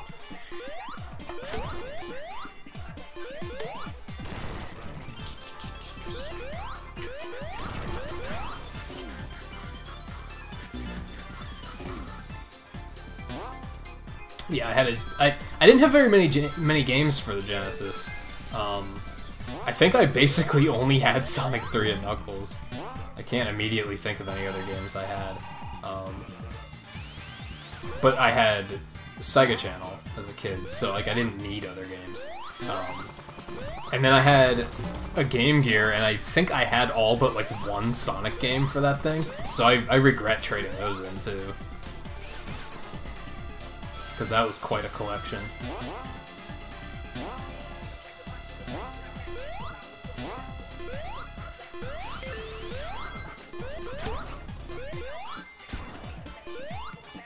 There's, like, I don't know what happened to my Game Boy Pocket or my Game Boy Advance, like, so I kind of miss that, like, those are missing, too. Even if I'd never play them, like, I have my Game Boy Color sitting here, like, on my desk. I never play it, it's just sitting there because it's a fucking Game Boy Color, like... And it's, like, original. It's like the one I had as a kid. I didn't go look for another one to be like, oh, because I want to own one. That's mine. I still have my Game Boy Advance SP, but I don't have, like, the original Game Boy Advance anywhere. Do not know what happened to it. I think I might have given it to somebody because I was like, oh, I don't need this anymore. Which I guess is, like, generous, but I'm also like, well, now I don't have it anymore. Hey Janebo, how's it going? Yeah, when I was a teenager, I was stupid. Not even teenager. It was a little bit before that. Yeah, I never had an original Game Boy. So the story basically goes that, like, even before the Genesis... It won't let you switch while you're back here? Damn. Okay. I could have skipped a lot of this with Tails, but I guess not. So yeah, even before Genesis, I had the Game Gear. And I think before the Genesis... No, I definitely got the Genesis first. So it was Game Gear, and then it was Genesis, and then via the Sega Channel, that was how I discovered Mega Man. And then that's what pushed me, because on the Sega Channel they had Wily Wars, which was a remake of the first 3 games. So that was my introduction to Mega Man, which was kind of my introduction to Nintendo, because I found out that, like, oh, Mega Man games are typically on Nintendo consoles. That was what pushed me to get a Game Boy, because I found out there were some on the Game Boy. And then...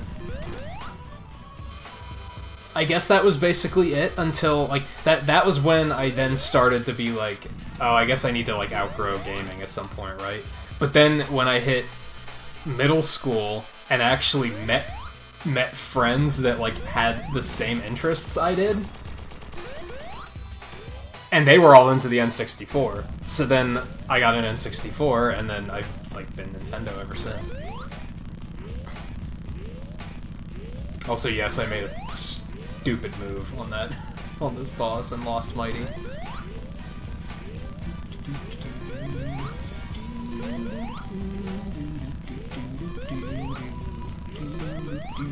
That didn't count as a hit, are you kidding me?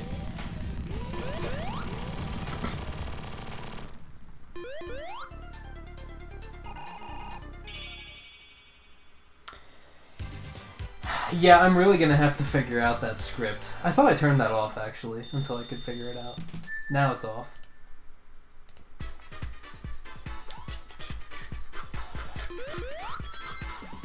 Yeah, I'm just gonna say that that death was for you, Blue. Enjoy.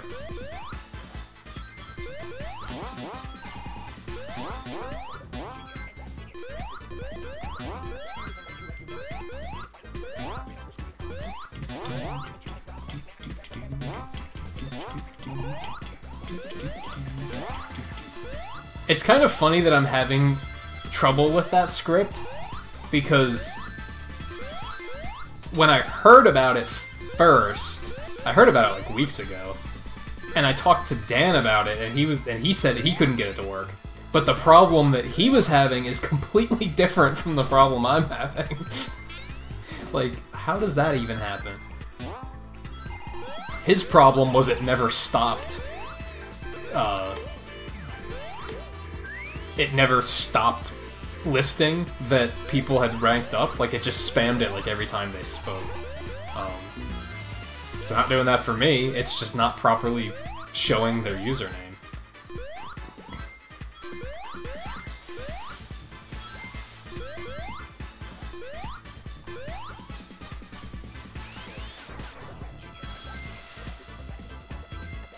Yeah, 7. I think Sony has some really appealing first-party exclusive titles now. Like, I'm proud of them for kind of getting their act together there. Because that used to be the thing. It was very, why would I want a PS4? Like, they don't have any titles that I can't get anywhere else. Now I feel like they actually do have a nice, appealing set of titles that makes me go like, oh man, I kind of want to get a PS4. So they've definitely improved.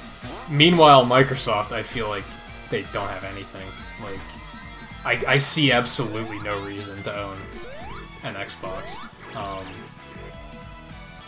At least they're playing nice on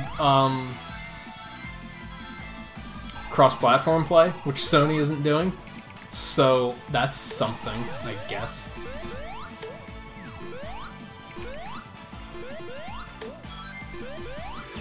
Like, they have good PR. That's about it.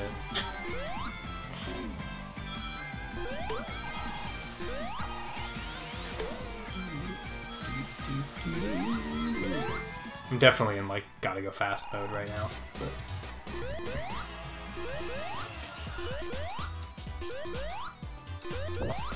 yeah, you're not wrong there, where a lot of Sony stuff is very much the same. It's all kind of... it's all Last of Us or Uncharted. Like, they do feel pretty similar, but I heard very good things about Horizon Zero Dawn.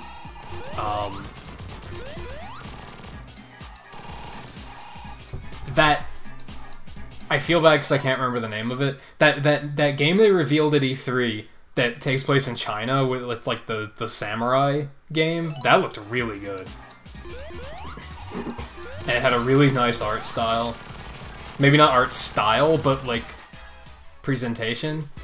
Like, that was really eye-catching, and that was really impressive to me. I think that's what changed my mind. I saw that and I was like, this is a reason to own a PS4. Like, this is the type of game that you see and you're like, I want to own this console for this game.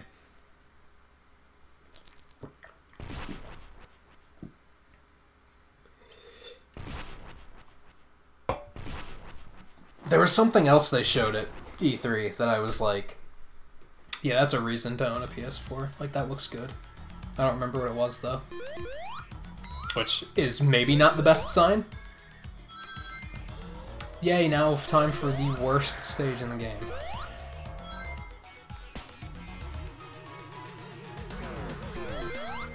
Maybe. It's a hot competition between this and Oil Ocean, if I'm being honest.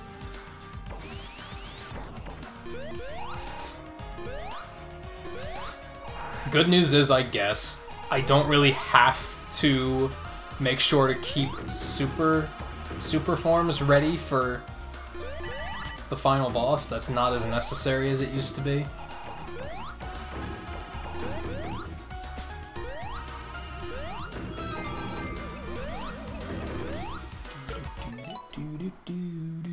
do do.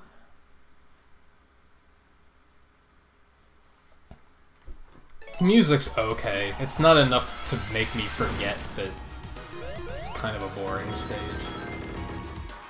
I just don't like how linear it is. Basically, every time you play this stage, it's the same stage. There's not, like...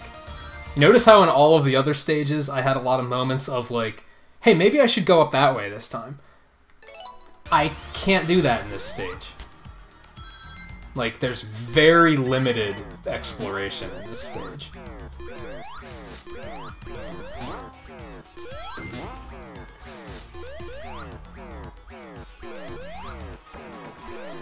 And I think as far as, like, final stages go, it doesn't hold a candle to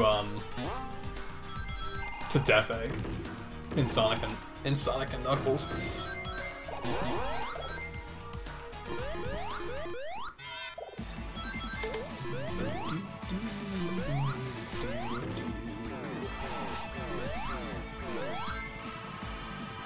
I actually don't want to be Knuckles.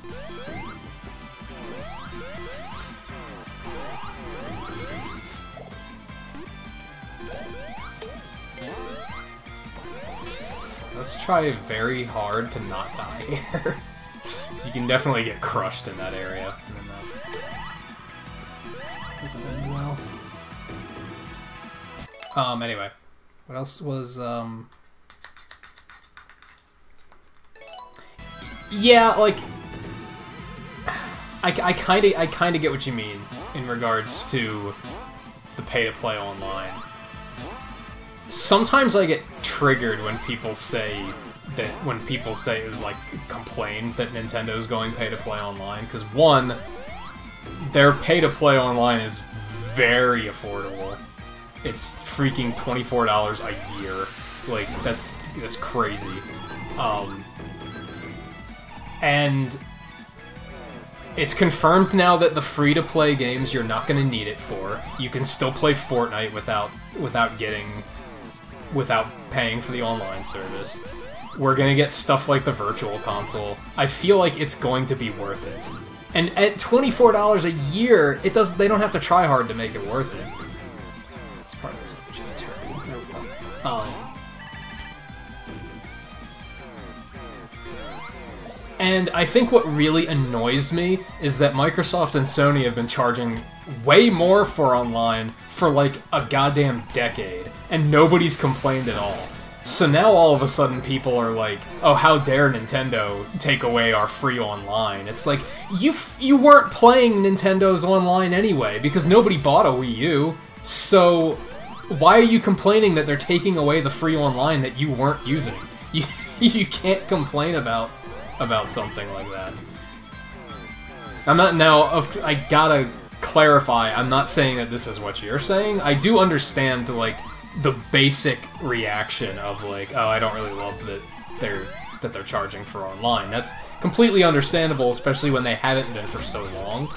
But I hate how people act like, oh, for 20 years we've been playing Nintendo games online and not paying for them. It's like, a lot of people who say that weren't doing it. They were playing Call of Duty on their Xbox, and they were paying, like, almost $24 a month to do that. Like, they weren't taking advantage of Nintendo's being free. And now they're complaining that it's not free anymore. And it's like, that's not a fair thing to do. And of course, I also have to clarify that I'm exaggerating, because I don't think Xbox Live is actually ever $24 a month. But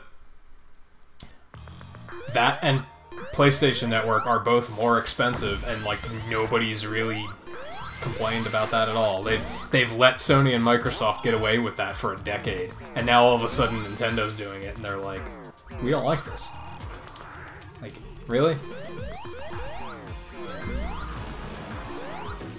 Like, what don't you like about it? Splatoon 2's being updated for free. What's your beef? You are basically... They're updating their games for free, and you're not having to charge subscriptions, which PC games do, like fucking World of Warcraft. Like, you have to pay, like, an obscene amount per year to continue playing a game like World of Warcraft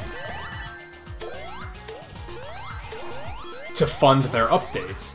Nintendo's doing their updates for free, essentially, and like I just think it is worth it. I don't. The only thing that I don't like about it is, from my standpoint, as somebody who's played a lot of Splatoon, who's somebody who, if I would get Mario Kart, I'd be streaming it a lot. That all seems worth it. Now, if you're somebody who plays mostly single-player games, for example, like you just play Mario Odyssey, Breath of the Wild, you'll play Metroid Prime when that comes out, but you have a guilty pleasure of Mario Tennis Aces, and you like to hop online and play a few matches every couple weeks. Okay, that kind of sucks that for something that you're doing so casually, you have to pay to play online. That kind of sucks. I agree with that. But from the perspective of somebody who plays hundreds of hours of Splatoon or something, you're gonna get your money's worth. You're already basically stealing from Nintendo. Like, not actually stealing, but they're basically giving it away.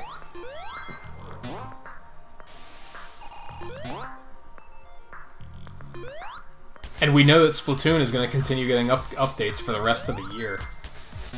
Like, they're adding little updates to Mario Kart, they're adding free updates to Mario Tennis. It's a fairly safe bet that they're probably going to do that with Smash.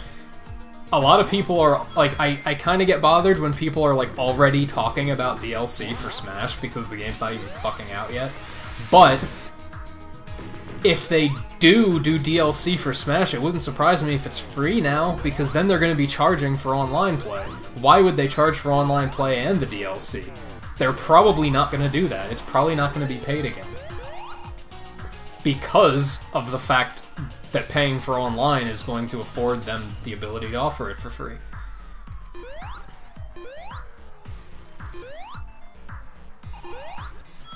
Then I've also heard people point out that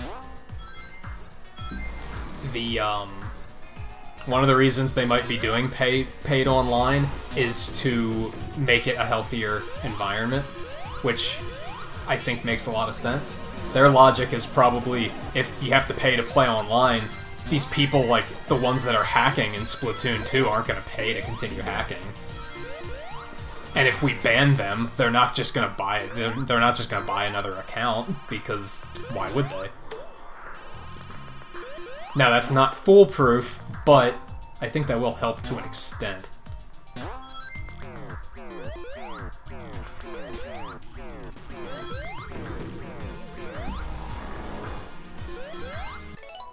Anyway, I'm definitely in that state where, like, I'm ranting on it so much that, like, I'm not paying attention to what's going on in chat. iDragon, how's it going? Welcome to the stream. Sorry for the delay.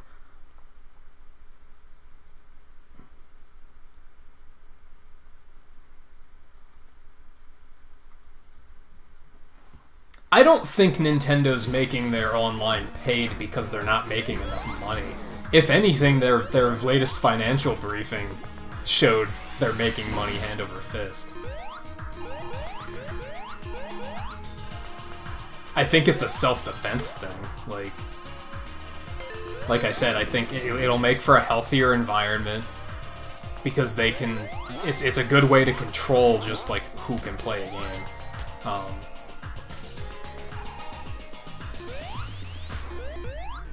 And the free games aren't going to apply to it, so that's something else to take away. I think some people were upset just because they were like, so now I'm going to have to pay to play Fortnite online. Which, yeah, that would have been shitty. I wouldn't have expected that to be the case, though. Is it that way on other platforms? I hope not, because that would be bullshit. Why is nobody complaining about that? Especially since the other platforms have way more expensive online.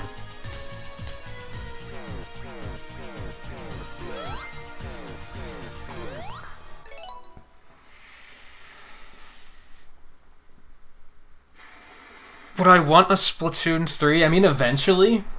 I think Splatoon 3 is a long ways off. They can just Splatoon 2 is enough for the Switch. I don't think they are ever going to have to make another one until the next platform. And I think the next platform is going to be a long ways off. Hey, Gamer Boy, how's it going?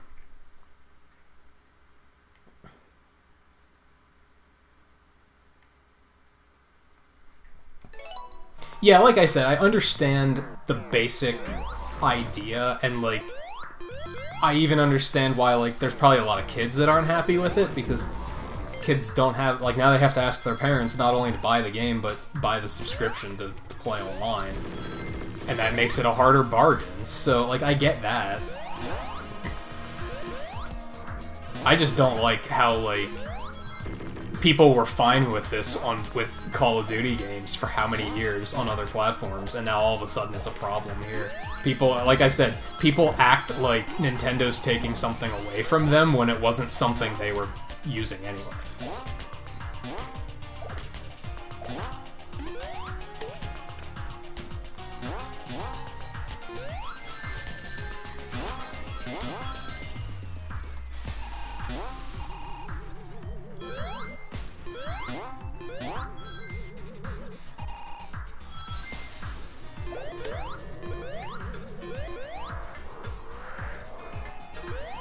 And I guess the big thing is that even though I say, like, nobody was complaining about it with the other consoles doing it, I don't think that that is a good reason for it. Like, I wouldn't say... If Nintendo's doing it just because the other platforms do it too, and because we can get away with it, that's not a good reason to do it. Like, I hope that's not their reasoning. I don't think it is. I think they're looking at it as when they put games out that take full advantage of the online, they can use that money to continue funding the updating of that game. Like, a game like Splatoon, that's how they'll get the, like, they're lucky that Splatoon did very well, so they were able to continue doing the updates, because people were buying the game. But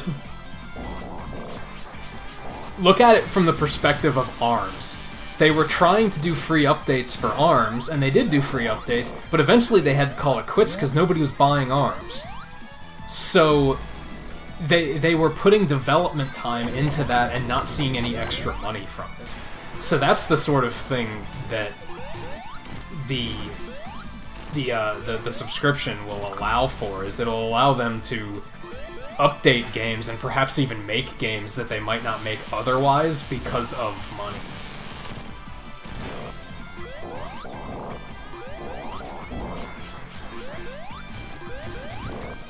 This is suddenly tricky. Okay, that worked out pretty nicely.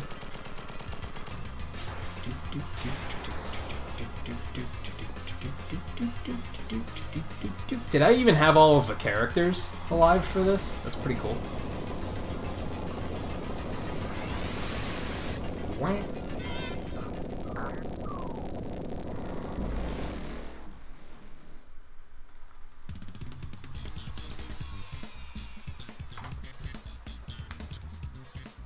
Cool! I did it. I did what I set out to do. So, like, that was my goal for the night. I wanted to finish Encore mode in one sitting, no save, and get all of the Chaos Emeralds within that one save, which is what I just accomplished. Do you think Sega will ever end the Sonic? No, I don't think Sega will ever end the Sonic. Sonic is, like, let's be real, Sonic is almost a bigger icon than Mario is, because Mario is, like, specifically a game icon, right? But Sonic is multi-purpose. He's a game icon, he's a cartoon icon, he's a comic icon. Like, he's much larger, and I think that allows them to continue going, even if they make a couple games that don't do very well.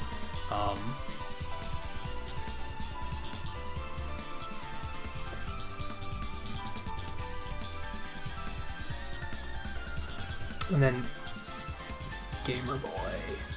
And yeah, like I said, Gamer Boy, that's, like, I get it. Like, yeah, Splatoon costs $60.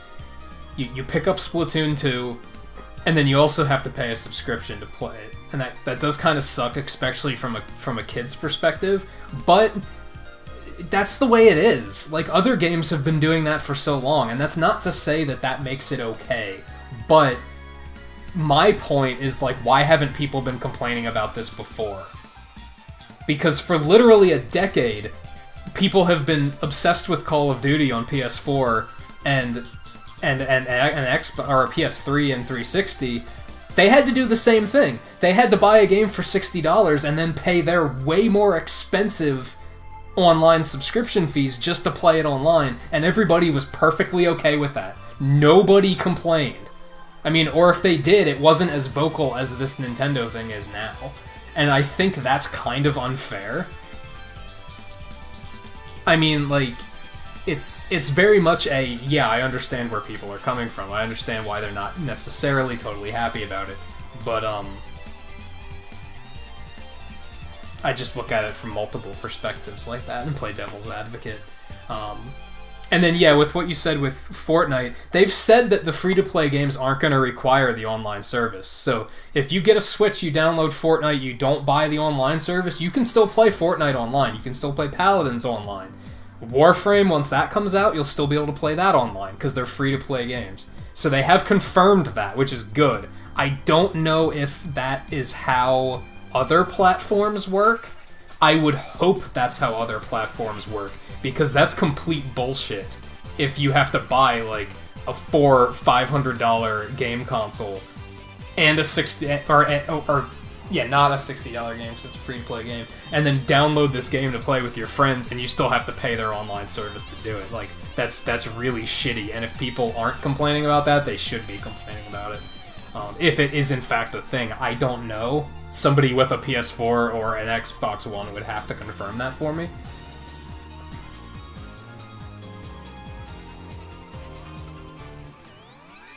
And yeah, I think Nintendo does kind of have a more consistent release schedule of games, and of better games.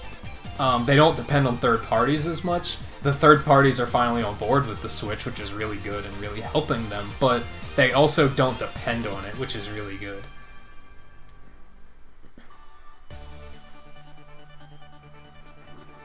Oh, okay, so PS4 is still online for free, or free online for free games. That's good. Because, yeah, if that weren't the case, that would be really shitty. These credits are, like, almost hilariously long. Like, for a game like this, it's kind of silly.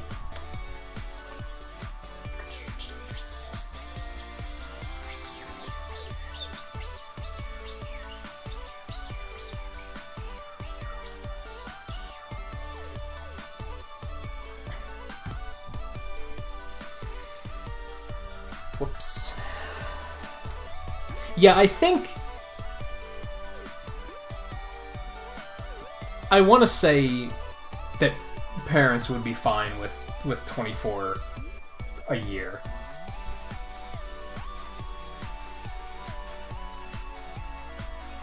And yeah, 7, I think you're right there. I think it is that it's that Nintendo's set that precedent of, like, yeah, we're not going to charge for online, and now they're like, oh, well, now we're going to.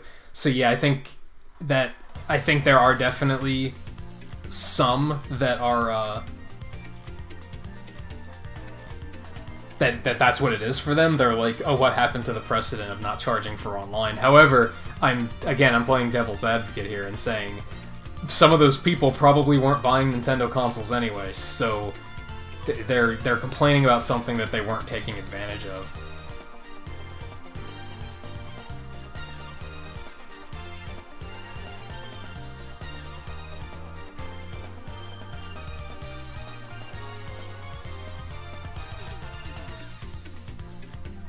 Yeah, you'd still prefer not to pay it, I'm sure.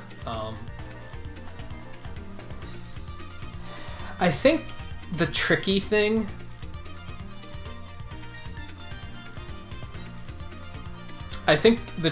is you have to think of, like, how much use people are going to get out of it.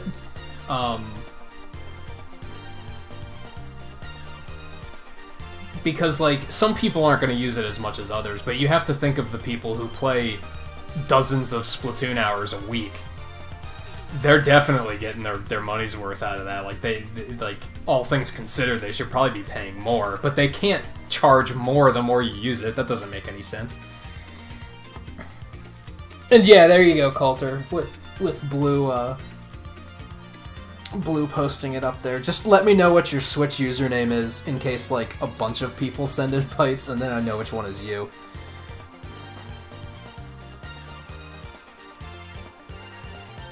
Yeah, what JMT's saying, if they build a good complete virtual console system that is locked behind having that online service, it's going to be even more worth the value.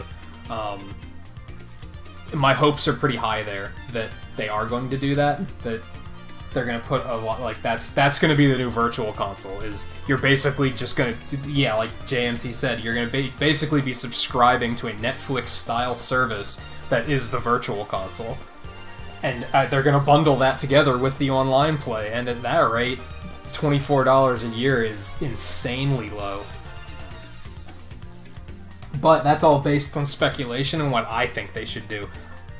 We don't necessarily know if that is what they're going to do.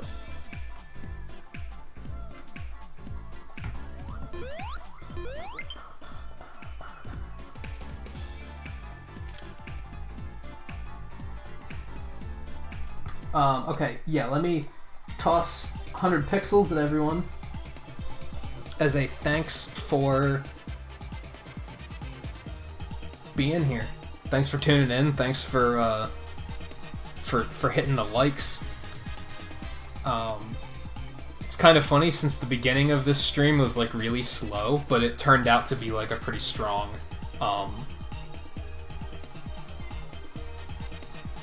it turned out to be a pretty strong stream by the end, which is pretty cool.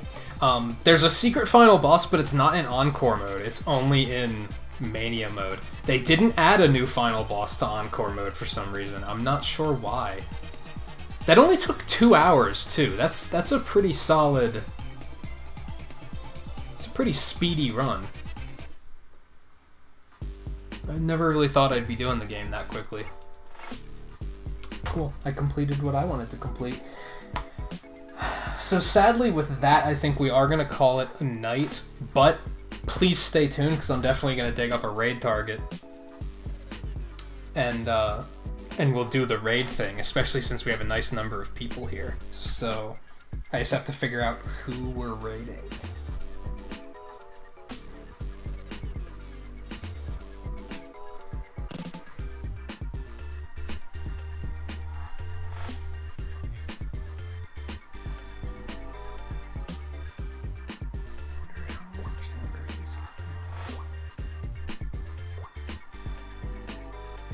Okay, this is an obvious one.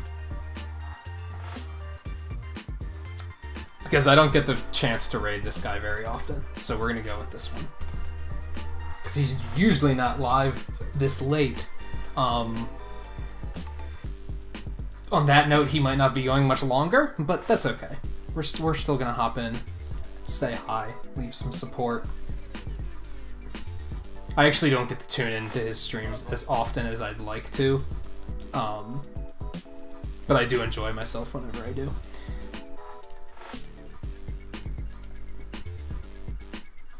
Sorry, yeah, we're gonna head over with... You guys know how it is. Hashtag Nintagious raid. We are gonna head over to Ferran's channel tonight. He's playing Super Mario Maker. He plays a bunch of other Nintendo stuff. He plays a lot of Mario Kart 8 with viewers, so you guys might like that if you're looking for people to play Mario Kart with. If the link doesn't work for you, it's spelled just like that. Ferran. Thank you everyone for tuning in tonight. Thank you for the likes. Thanks for hanging out and all the great discussion. I had a lot of fun just kind of chatting with everybody tonight. Big thanks to JMT for the very generous donation. I need to figure out where that's gonna go. And yeah, I will see you guys tomorrow. Probably for Superstar Saga.